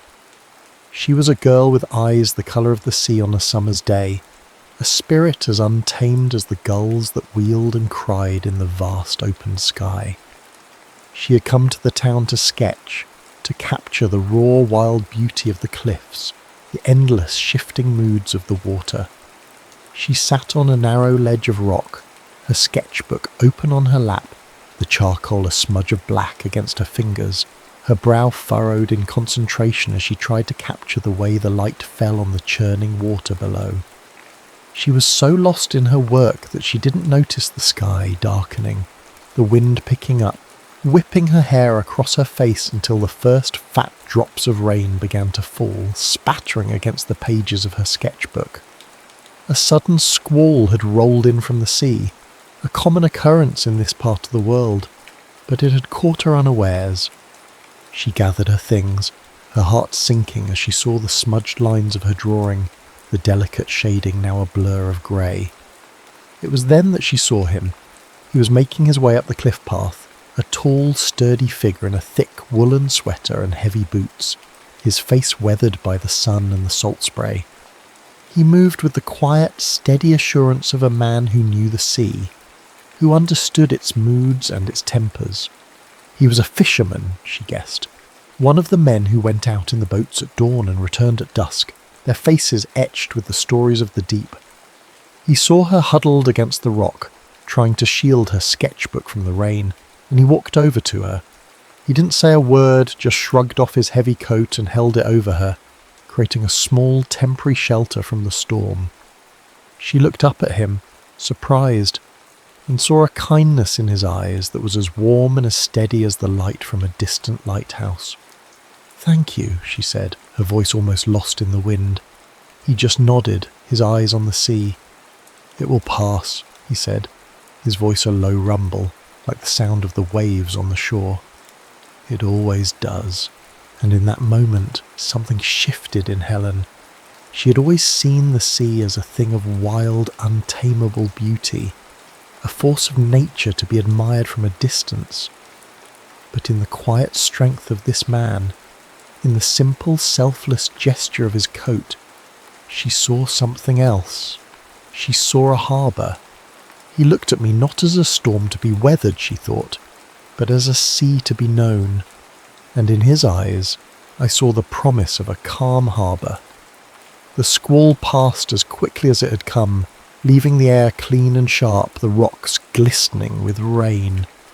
He walked her back to the little cottage she was renting, his coat still draped over her shoulders. He told her his name was Thomas, and she told him hers was Helen. They walked in a comfortable silence, the only sound the cry of the gulls and the distant rhythmic roar of the sea. A few days later she went back to the same spot on the cliffs. The sky was a brilliant, cloudless blue, the sea a calm, glittering expanse of silver and gold. She found him there, waiting for her. He was holding a single perfect white rose, its petals still beaded with dew. "I picked it for you," he said, his voice shy, his gaze steady. "From the bushes on the cliff." He held it out to her, and as she took it, her fingers brushed against his. A jolt, like a spark of static electricity, passed between them. "It's beautiful," she whispered, lifting the rose to her face, inhaling its delicate sweet scent. "It's for the love I felt the moment I saw you," he confessed, his voice so low she had to lean in to hear him. And as she did, he kissed her. It was a gentle, hesitant kiss, a question and an answer all in one. It was a kiss that tasted of salt and roses, of hope and beginnings. It was a kiss that sealed their fate. 1 year later they stood on the same cliff, the same endless sky above them, the same sea whispering its secrets below. He gave her 2 roses this time, one red and one white. "One for passion," he said, his voice thick with emotion, "and one for the love that holds it, for as long as I have you." He knelt on one knee, the rugged cliffs and the boundless sea as witness, and asked her to be his wife. And Helen, her heart so full it felt like it would burst, laughed a laugh that mingled with the sound of the waves, and said yes. The 1950s and 60s unfolded for Thomas and Helen in a tapestry woven with the bright threads of joy and the darker, more sombre threads of struggle. Their little cottage, perched on the edge of the cliffs, was no longer a quiet retreat, but a place filled with the noise and warmth of a growing family. They had a son, James, with his father's quiet strength and his mother's artistic soul, and a daughter, Sarah, with her mother's sea-green eyes and a spirit as free as the gulls. The cottage was a place of sensory delights, a haven against the wildness of the sea. The air was thick with the scent of Helen's baking, a constant comforting aroma of bread and apple crumble and gingerbread that clung to the curtains and seeped into the very walls of the house. The sound of children's laughter echoed through the small rooms, mingling with the crackle of the fire in the hearth and the rhythmic, relentless sound of the tide, a constant, soothing presence in the background of their lives. The anniversary tradition continued, a quiet anchor in the whirlwind of their busy lives. Every year, on the anniversary of the day he had proposed, Thomas would bring Helen a red rose and a white rose, a simple, heartfelt symbol of the love that had taken root on that windswept cliff and had blossomed in the fertile ground of their shared life. But as the years passed, the subtle, creeping pressures of life began to create a distance between them, a distance as intangible and as vast as the horizon that separated the sea and the sky. Thomas was often away for long stretches on the fishing boats, his life dictated by the tides and the seasons. He would return, his body weary, his hands rough and calloused, his mind still filled with the roar of the sea, and find it difficult to adjust to the quiet rhythms of domestic life. Helen, in turn, felt the weight of her dreams deferred. Her sketchbooks lay gathering dust on a shelf, her charcoals untouched, her artistic ambitions slowly fading like an old photograph. She loved her children, her home, her life, but there was a part of her that longed for the wild, untamed beauty of the cliffs, for the freedom of her youth, for the girl who had sat on a rock and tried to capture the soul of the sea. She saw a change in Thomas too. He grew more withdrawn, his silences longer, his eyes holding a sadness she couldn't quite reach. He would sit by the fire in the evenings, his gaze lost in the flames, his thoughts 1,000 miles away, out on the dark, lonely expanse of the sea. The roses he gave her on their anniversary, once a symbol of their passionate, enduring love, now felt more like a habit, a gesture performed out of a sense of duty rather than a heartfelt expression of his love.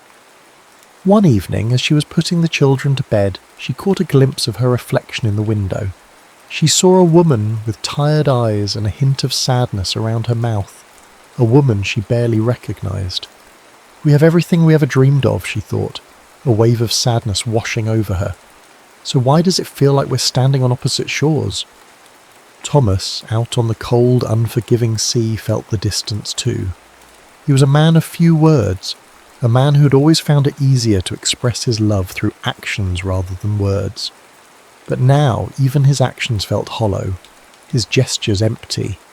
He was a man adrift, lost in a sea of his own making. How do I tell her, he thought, as he stood on the deck of the fishing boat, the salt spray cold on his face, that the sea is not the only thing that pulls me away, that I am lost, and I am afraid of taking her down with me. The 1970s arrived with a chill that had nothing to do with the sea breeze. The world was changing, and so were they. The children were older, their lives a whirlwind of school and friends and their own burgeoning dreams, leaving a quiet, echoing space in the cottage that had once been filled with their laughter. The seaside town, once a place of hopeful beginnings, now felt smaller, more claustrophobic, its familiar routines a constant reminder of the life they had built together, a life that was now beginning to feel like a cage. The ever-present sea, once a symbol of their shared love, was now a symbol of the vast, cold distance between them. It was a constant mocking reminder of the chasm that had opened up between them, a chasm that seemed to grow wider with each passing day. The discovery came on a bleak, wind-swept afternoon in late autumn. Helen was tidying Thomas's study, a small cluttered room that smelled of old books and pipe tobacco, when she found it. A letter, tucked away in the back of a drawer, its pages thin and brittle with age. It was a confession, a brief, regrettable affair Thomas had had while away at sea, a moment of weakness, of loneliness, of a desperate, misguided attempt to find a harbour in a storm. The words on the page were a blur, the ink a trail of black against the pale, fragile paper, but the meaning was clear.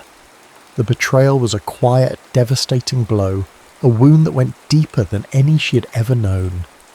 It was not a grand, dramatic revelation, but a slow, creeping poison that seeped into her heart, chilling her to the bone. She confronted him that evening. He came home, weary from the sea, his face etched with the lines of a hard day's work, and found her sitting in the living room, the letter on the table in front of her. She did not rage, did not scream, did not throw accusations at him like stones.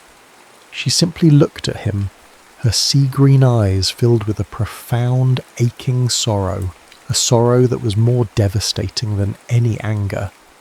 The house, once filled with the warmth of their love, was now silent and cold. The air was thick with unspoken words, with the ghosts of 1,000 shared memories, now tainted by the bitter taste of betrayal. "You gave me a rose for passion," she said, her voice a low, trembling whisper. "But you gave that to someone else. What is left for me?" Thomas stood before her, a man stripped bare, his defences gone, his soul laid open for her to see. He had no words, no excuses, no explanations that could bridge the chasm that now separated them. "I have shattered the one perfect thing I ever built," he thought, a wave of despair washing over him, "and I don't know how to piece it back together." For the sake of the children, they continued to live together, two ghosts haunting the rooms of their shared life. They spoke in polite, clipped sentences, their conversations a carefully constructed dance of avoidance, their words as empty and as hollow as the space between them. The intimacy was gone, replaced by a cold, unforgiving silence. On their anniversary that year, Thomas left the roses on the kitchen table. A single red rose, a single white rose, a solemn, desperate plea for forgiveness. But Helen didn't acknowledge them. She walked past them, her face a mask of indifference, her heart a frozen, desolate landscape. The roses, once a symbol of their enduring love, now stood as a testament to their shattered dreams, their wilting petals a reflection of the love that was slowly, inexorably dying.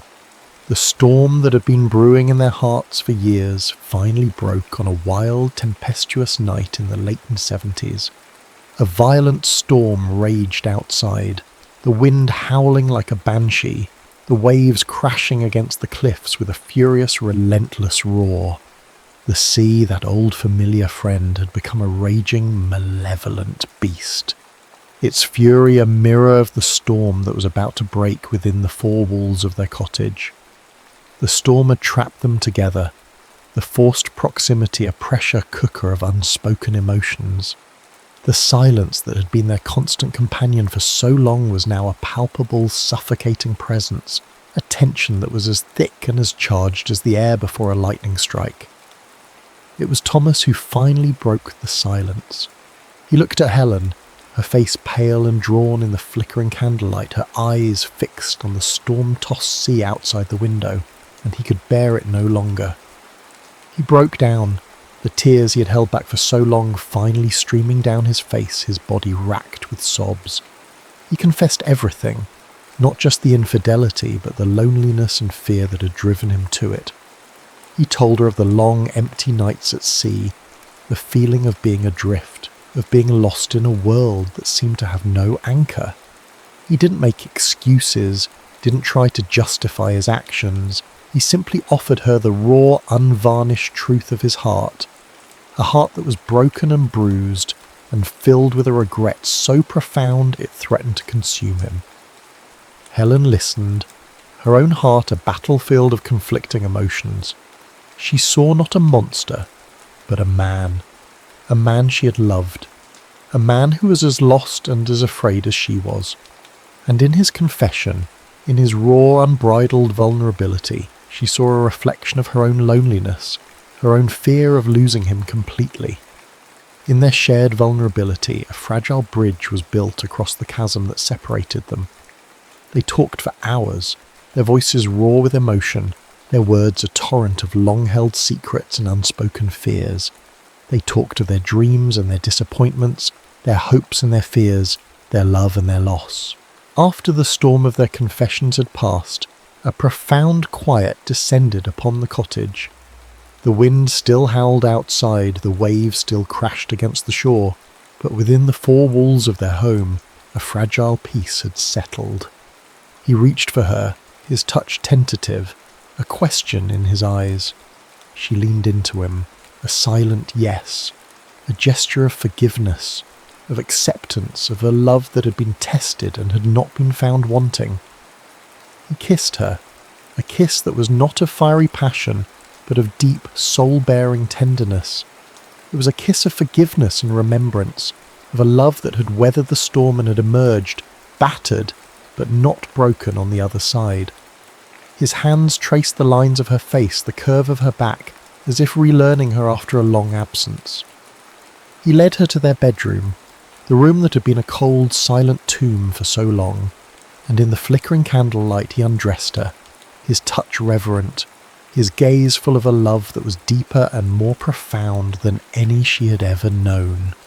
He laid her down on the bed, her body a pale, beautiful landscape in the soft yellow light, and he worshipped her with his hands, with his mouth, with his body. When their bodies finally came together, it was a slow, sacred reunion, a quiet, desperate affirmation of the love that had weathered the storm. It was a dance of forgiveness and remembrance, a silent promise to never let go again. It was a love that was not perfect but was real, a love that had been forged in the fires of adversity and had emerged, stronger and more resilient than ever before. The years that followed the storm were years of quiet, steady renewal. The love that had been rekindled in the crucible of their shared vulnerability did not burn with the fiery, impetuous passion of their youth, but with a slow, steady flame, a warmth that permeated every corner of their lives. It was a love that was deeper, richer, more profound than anything they had ever known, a love that had been forged in the fires of forgiveness and had been tempered by the harsh realities of life. The annual rose tradition was reinstated, no longer a habit, but a cherished ritual. Every year, on the anniversary of their first kiss, Thomas would bring Helen a red rose and a white rose, a symbol of a love that had been tested and had not been found wanting. The roses were a testament to their resilience, a reminder of the storm they had weathered together, and a promise of the calm, peaceful harbour they had found in each other's arms.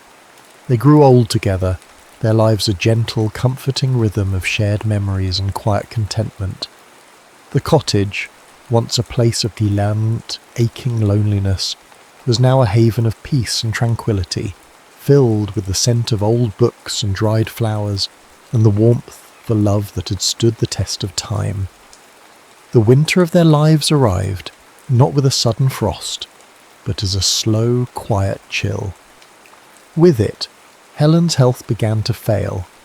The sea-green eyes that had once held the fire of a wild, untamed spirit now held a quiet, gentle wisdom. The hands that had once sketched the wild beauty of the cliffs were now frail and trembling, but they were never far from Thomas's, their fingers intertwined in a silent, unspoken language of love. On their last anniversary together, Thomas brought the roses to her bedside.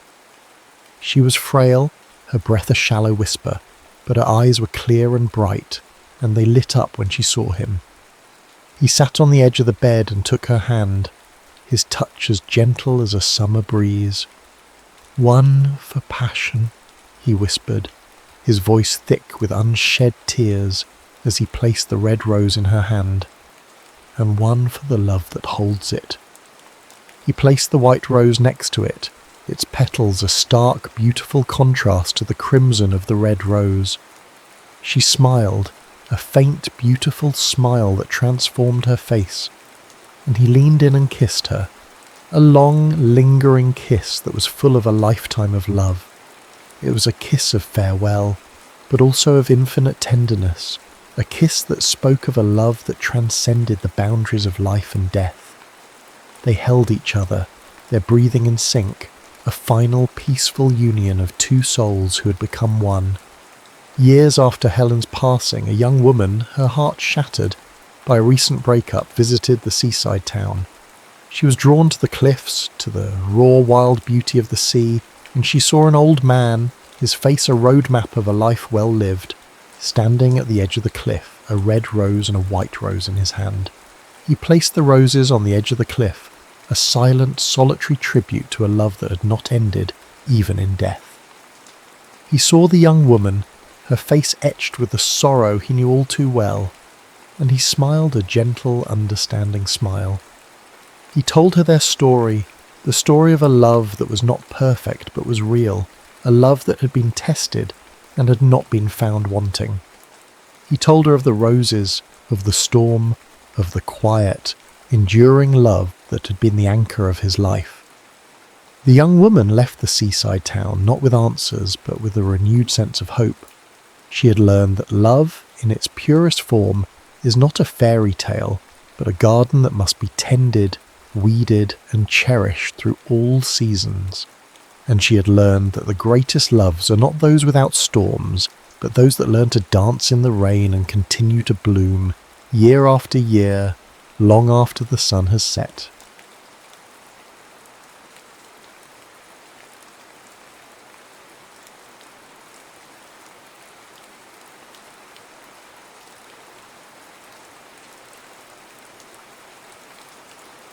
In the way she moves.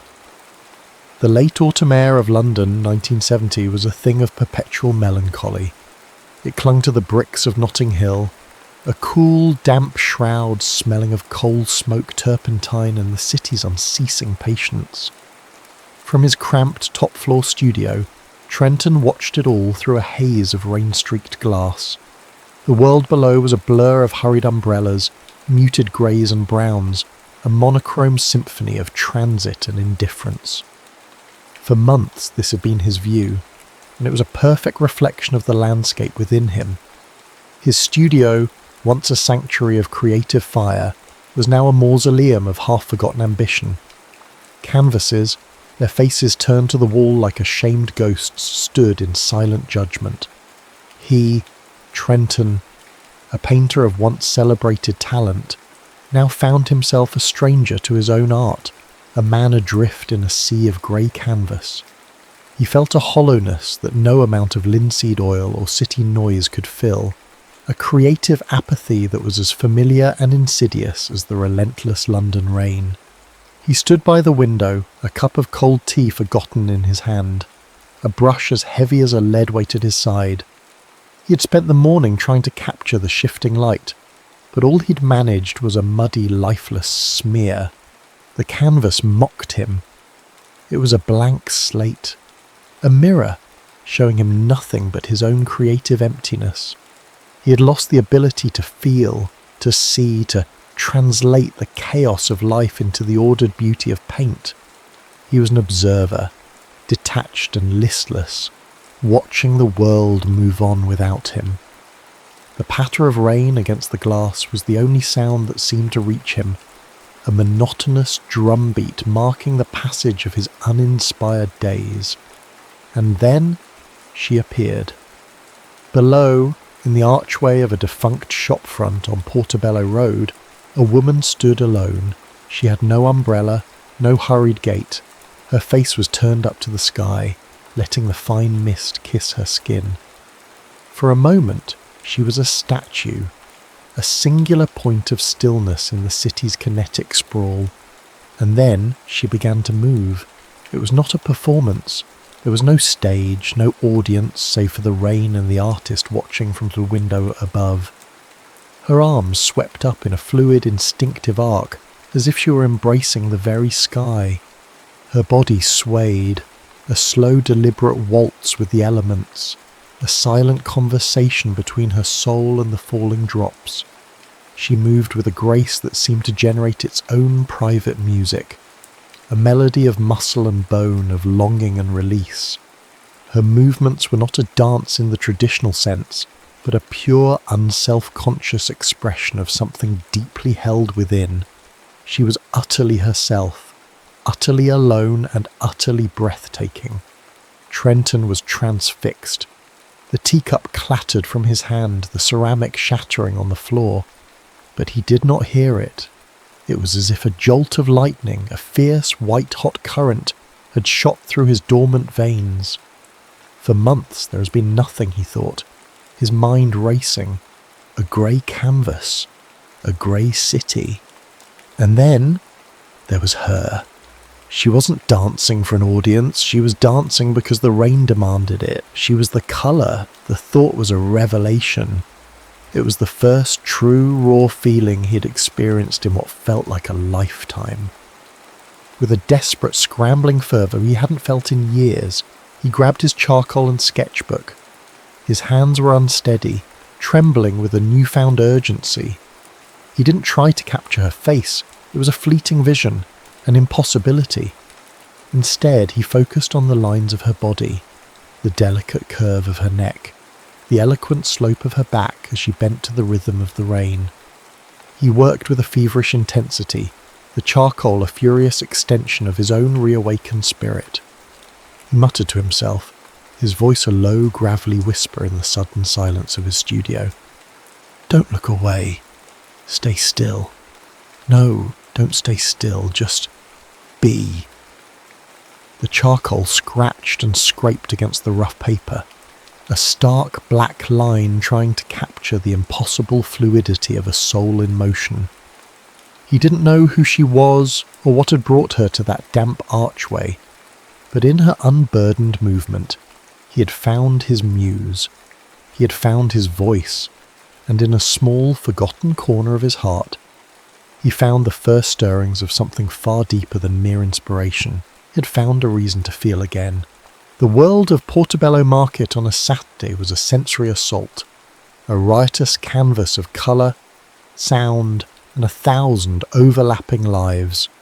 It was the antithesis of Trenton's quiet, melancholic studio, and it was here that he spent his days, no longer in listless observation, but in obsessive pursuit. He was a man consumed, his every waking moment centred on the memory of the girl in the rain. The charcoal sketches from that day were now pinned to his easel, the furious lines a constant silent reminder of the creative rebirth she had triggered.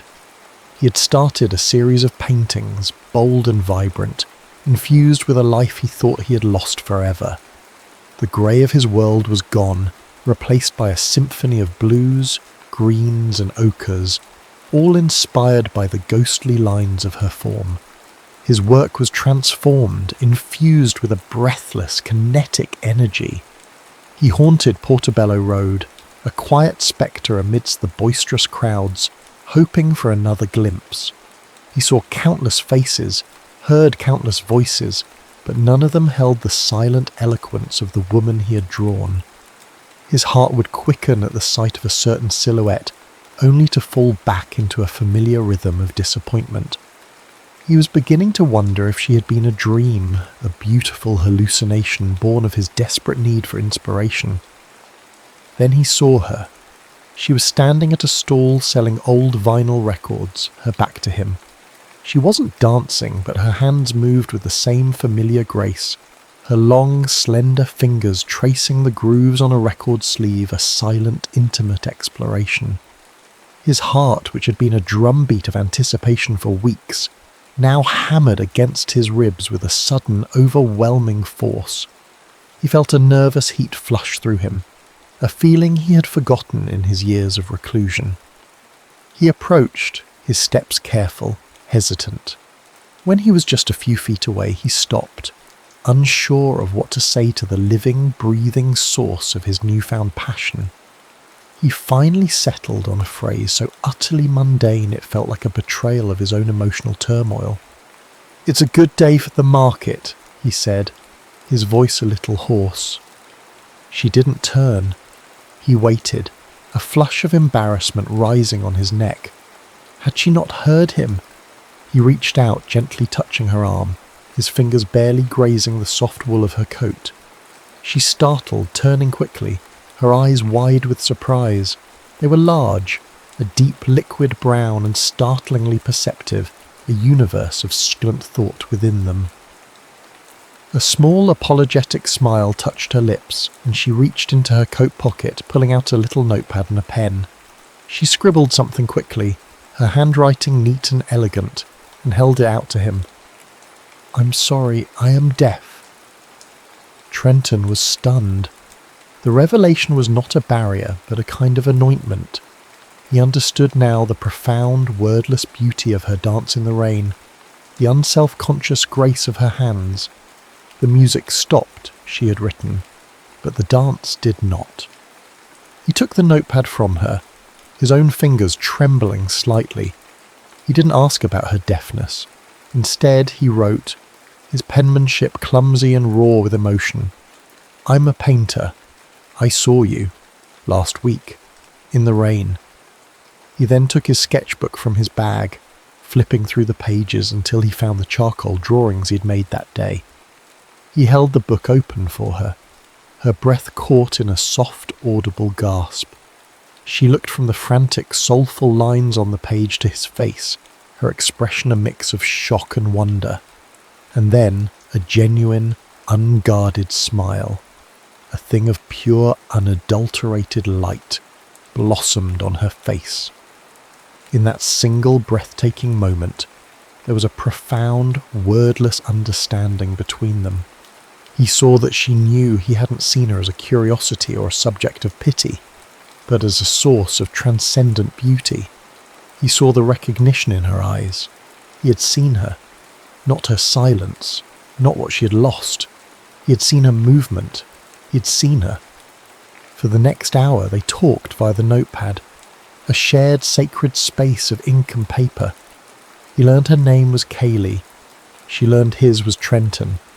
He learned she had been a ballerina, her career tragically cut short. She wrote with a kind of quiet strength. The music stopped, but the dance did not. He wrote back, his heart aching with a tenderness he didn't know he possessed. "You don't need music. You are the music." He told her he had a studio just above them, a haven of light and colour that had been reborn because of her. With a mixture of shyness and hope, he invited her to see the paintings he had started. Her hesitation was visible, a flicker of fear in her expressive eyes, but she nodded. The notepad was passed back and forth, a bridge between two worlds, and in their hands the scent of old paper and ink was a perfume of new beginnings. The studio, once Trenton's lonely bastion, became their shared haven. The low autumn sun, when it broke through the perpetual London cloud, would fill the room with a warm, dusty gold, illuminating the canvases that now pulsed with Kaylee's silent energy. These sessions were their courtship, a slow, tender dance of creation and connection. Kaylee never posed, she simply existed. She would move, her body recalling the ghost of 1,000 practiced movements. She'd show him her ballet exercises, the graceful pliés, the elegant extensions, the small private gestures of her art. He would sit, his brush a silent, furious extension of his will, translating her soul onto canvas. Silence was not an absence between them, it was their shared language, a sacred medium more potent than any spoken word. He watched her hands, her back, the curve of her neck, the same lines he had furiously sketched in the rain, and he painted not what he saw, but what he felt. Her joy, her sorrow, her quiet resilience, it all found its way onto his canvases. The collection grew, a testament to a love born of observation and movement. The centerpiece was a large, unfinished work, a portrait of Kaylee with her face upturned to the sky, a quiet power in her eyes. It was a masterpiece, a culmination of his rediscovered talent and his burgeoning love. The intrusion came in the form of Julian, Trenton's agent. A sharp, polished man, Julian saw not art but commerce. He He arrived unannounced one afternoon, his eyes sweeping over the vibrant canvases with a predatory gleam. He was floored, a word he rarely used. "My God, Trenton," he said, his voice a low, reverent whisper. This is a comeback.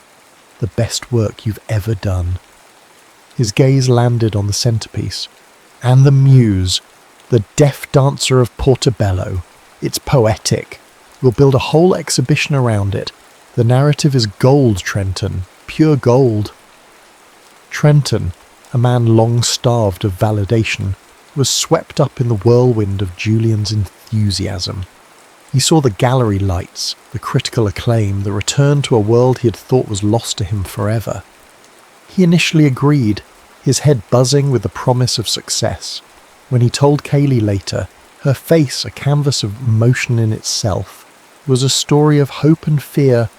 She was happy for him, her eyes bright with pride. But her joy was immediately overshadowed by a deep, visceral fear.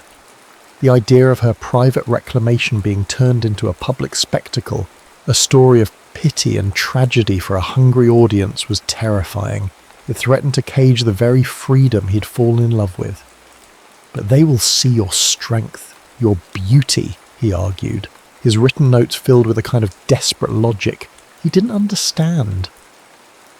She took the notepad, her handwriting tight with emotion, the words a jagged line of hurt. "They will put me in a box. The world you want to show me to is the one I had to leave. This place, this silence, is ours. Don't give it away." Her words hit him with the force of a physical blow. He felt misunderstood, a sudden cold distance growing between them. Was it her I saw, or just a beautiful story I could paint? He stared at the half-finished canvas, the centerpiece of Julian's dream. It stared back at him, an accusing eye. He felt a sudden, deafening emptiness in the studio, a silence that was no longer a shared sanctuary, but a heavy, impenetrable barrier. Kaylee looked at him, her eyes filled with a sadness that spoke of a betrayal more profound than any spoken word. She had given him the raw, vulnerable truth of her soul, and he had, in her eyes, tried to sell it. The notepad lay closed on the table between them, a dead thing, no longer a bridge but a wall. Kaylee disappeared. She didn't answer the notes he left at her flat, a silence that was more damning than any angry word could have been. Trenton was left alone with his paintings, a beautiful, vibrant collection that now felt like a gallery of beautiful lies. He stood before the half-finished canvas, the one that Julian had coveted, the one he had so foolishly, so blithely agreed to show. He stared at her painted form, her face upturned in a moment of pure, unguarded joy. And he finally truly understood. The art was meaningless without the soul it was meant to honour. He had not seen her. He had seen an idea of her, a beautiful, tragic narrative he could exploit. The thought was a sickening punch to his gut. He realised that the greatest beauty in the room was not the canvases on the wall, but Kaylee herself. The connection, the shared silence, the unspoken understanding, that was the masterpiece. He called Julian and with a quiet, certain finality cancelled the exhibition. He knew he had to find her. He searched the haunts they had shared, the small cafes and bookshops, the winding, chaotic alleys of Portobello Road. She wasn't there. Then a memory surfaced. The old dusty community dance hall she had mentioned once. The kind with worn floorboards and the ghost of 1,000 waltzes in the air. He found her there in the quiet, consecrated space, a solitary figure in the centre of the room. She was dancing, but the joy was gone. Her movements were sharp, pained. An argument with herself, her body a vessel of her heartbreak. The dance was no longer a celebration, but a plea, a silent cry of loss. He didn't interrupt. He waited, standing in the shadows, until the last exhausted movement ceased, and she stood breathing hard, her shoulders heaving in the centre of the room. She caught his reflection in the peeling mirror and froze. He didn't try to explain with more words. Words had failed them. Instead, he took a single piece of paper from his pocket, a fresh, clean page from the notepad that had once been their bridge. He held it up. The words were simple, a single, humble truth. There is no show, there is only you. He walked toward her, closing the distance between them, and didn't speak. He took her hand, his fingers intertwining with hers, and placed it flat against his chest. She could feel the frantic, unsteady rhythm of his heart, a confession of his turmoil, his shame, his love. He lifted his other hand to her face, his thumb tracing the line of her jaw with the reverence of an artist and the tenderness of a lover, his touch a silent prayer for forgiveness. He leaned in and kissed her, and the kiss was everything at once, an apology, a promise and a prayer. It was a slow, deepening exploration, an unhurried claiming. When he drew her close, their bodies pressing together, it was fire and fragility, a silent conversation where every touch said, "I see you, only you." It wasn't about passion as a conquest, but passion as recognition, a profound acknowledgement of her being. He kissed her as if he was breathing her in, relearning her language through touch alone. His hand slid lower, tracing the curve of her back, and she moaned softly against his lips. The kiss deepened, a tide of mutual need and longing. His hands moved to her waist, pulling her impossibly closer, their bodies fitting together with a heat that made her knees weaken. The studio was no longer just his workspace, it had been transformed, reborn. It was no longer a room of solitude, but a world built for two. The tone was one of quiet, profound joy, a peace that had settled deep within the bones of the old room. A week after the reckoning in the dance hall, he led Kaylee into the space. He had arranged all the paintings, lit them perfectly, a small private gallery for an audience of one. She walked slowly, her hands clasped to her chest, her eyes tracing the familiar lines of her own silent story. The final painting, the centerpiece, was finished. In it, she was not just an anonymous figure of grace, she was Kaylee, looking directly at the viewer, a quiet, knowing power in her eyes, a woman who had found her voice again. The tension that had once clung to the room like a shroud was gone, replaced by a soft, settled intimacy. They were no longer just artist and muse, but partners in creation. He showed her how to mix pigments, the vibrant powders swirling into rich living colour. Her fingers, which had once told stories in movement, now guided his hand on a blank canvas. Her fingers over his, showing him the flow of her movement, a new, shared language of colour and form. The studio, which had once felt so empty, was now filled with the silent music of their collaboration.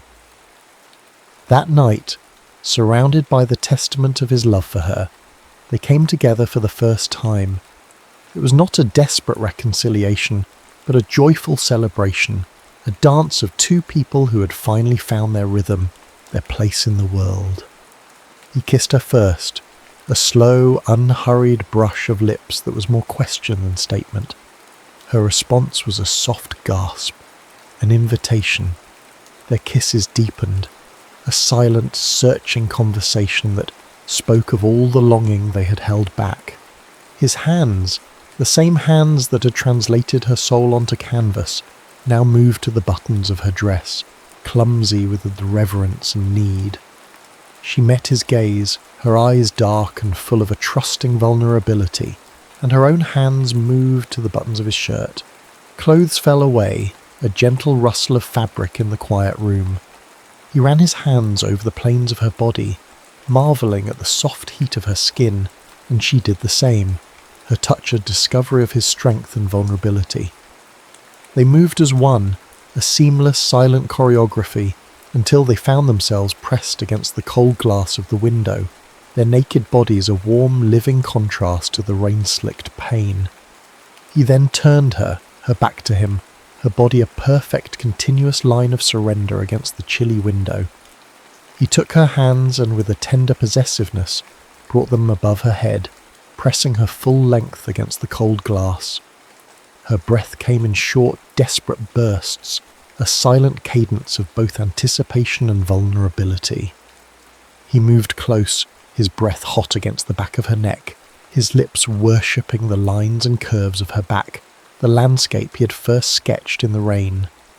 She shivered, a low, guttural moan escaping her throat as his touch, his breath, his mouth, traced the path he had once only captured in charcoal, igniting a new, desperate fire on her skin. He lingered there, a reverent artist at work, his hands moving lower to cup her hips and pull her flush against him, their bodies a new, perfect language. The world dissolved into a blur of touch and feeling. He lifted her into his arms and carried her to the bed, their love-making a tender, certain, and beautiful act of creation. The city lights below cast a soft, golden glow on their faces, illuminating their shared breath, her trembling sighs, and a feeling of absolute belonging. He held her, his body a silent anchor to her dance, and in the whisper of skin on skin, in the feel of her heart thudding against his, he knew a truth deeper than any he could paint. He didn't want to leave her now. He knew he believed, and how. In her arms, he was no longer a man adrift, but a man at anchor. Kaylee, too, had found her purpose, a new dance born of their shared silence. She rented the old dusty dance hall twice a week and started a small free class. Not for ballerinas, but for deaf children, teaching them to communicate not just through signs, but through the joyous, uninhibited freedom of movement. Trenton was always there, a quiet, constant presence in the corner, sketching the joyous, silent chaos. He was no longer a reclusive observer, but a quiet guardian of their world, a man who had not only found his art, but had found a love that made the art worth creating. He had spent his life trying to capture truth on canvas, only to find it was not something to be captured at all, but something to be felt in the silent, perfect rhythm of a world built for two. The sound of children's silent laughter, expressed through stomping feet and waving arms, was all the music they needed.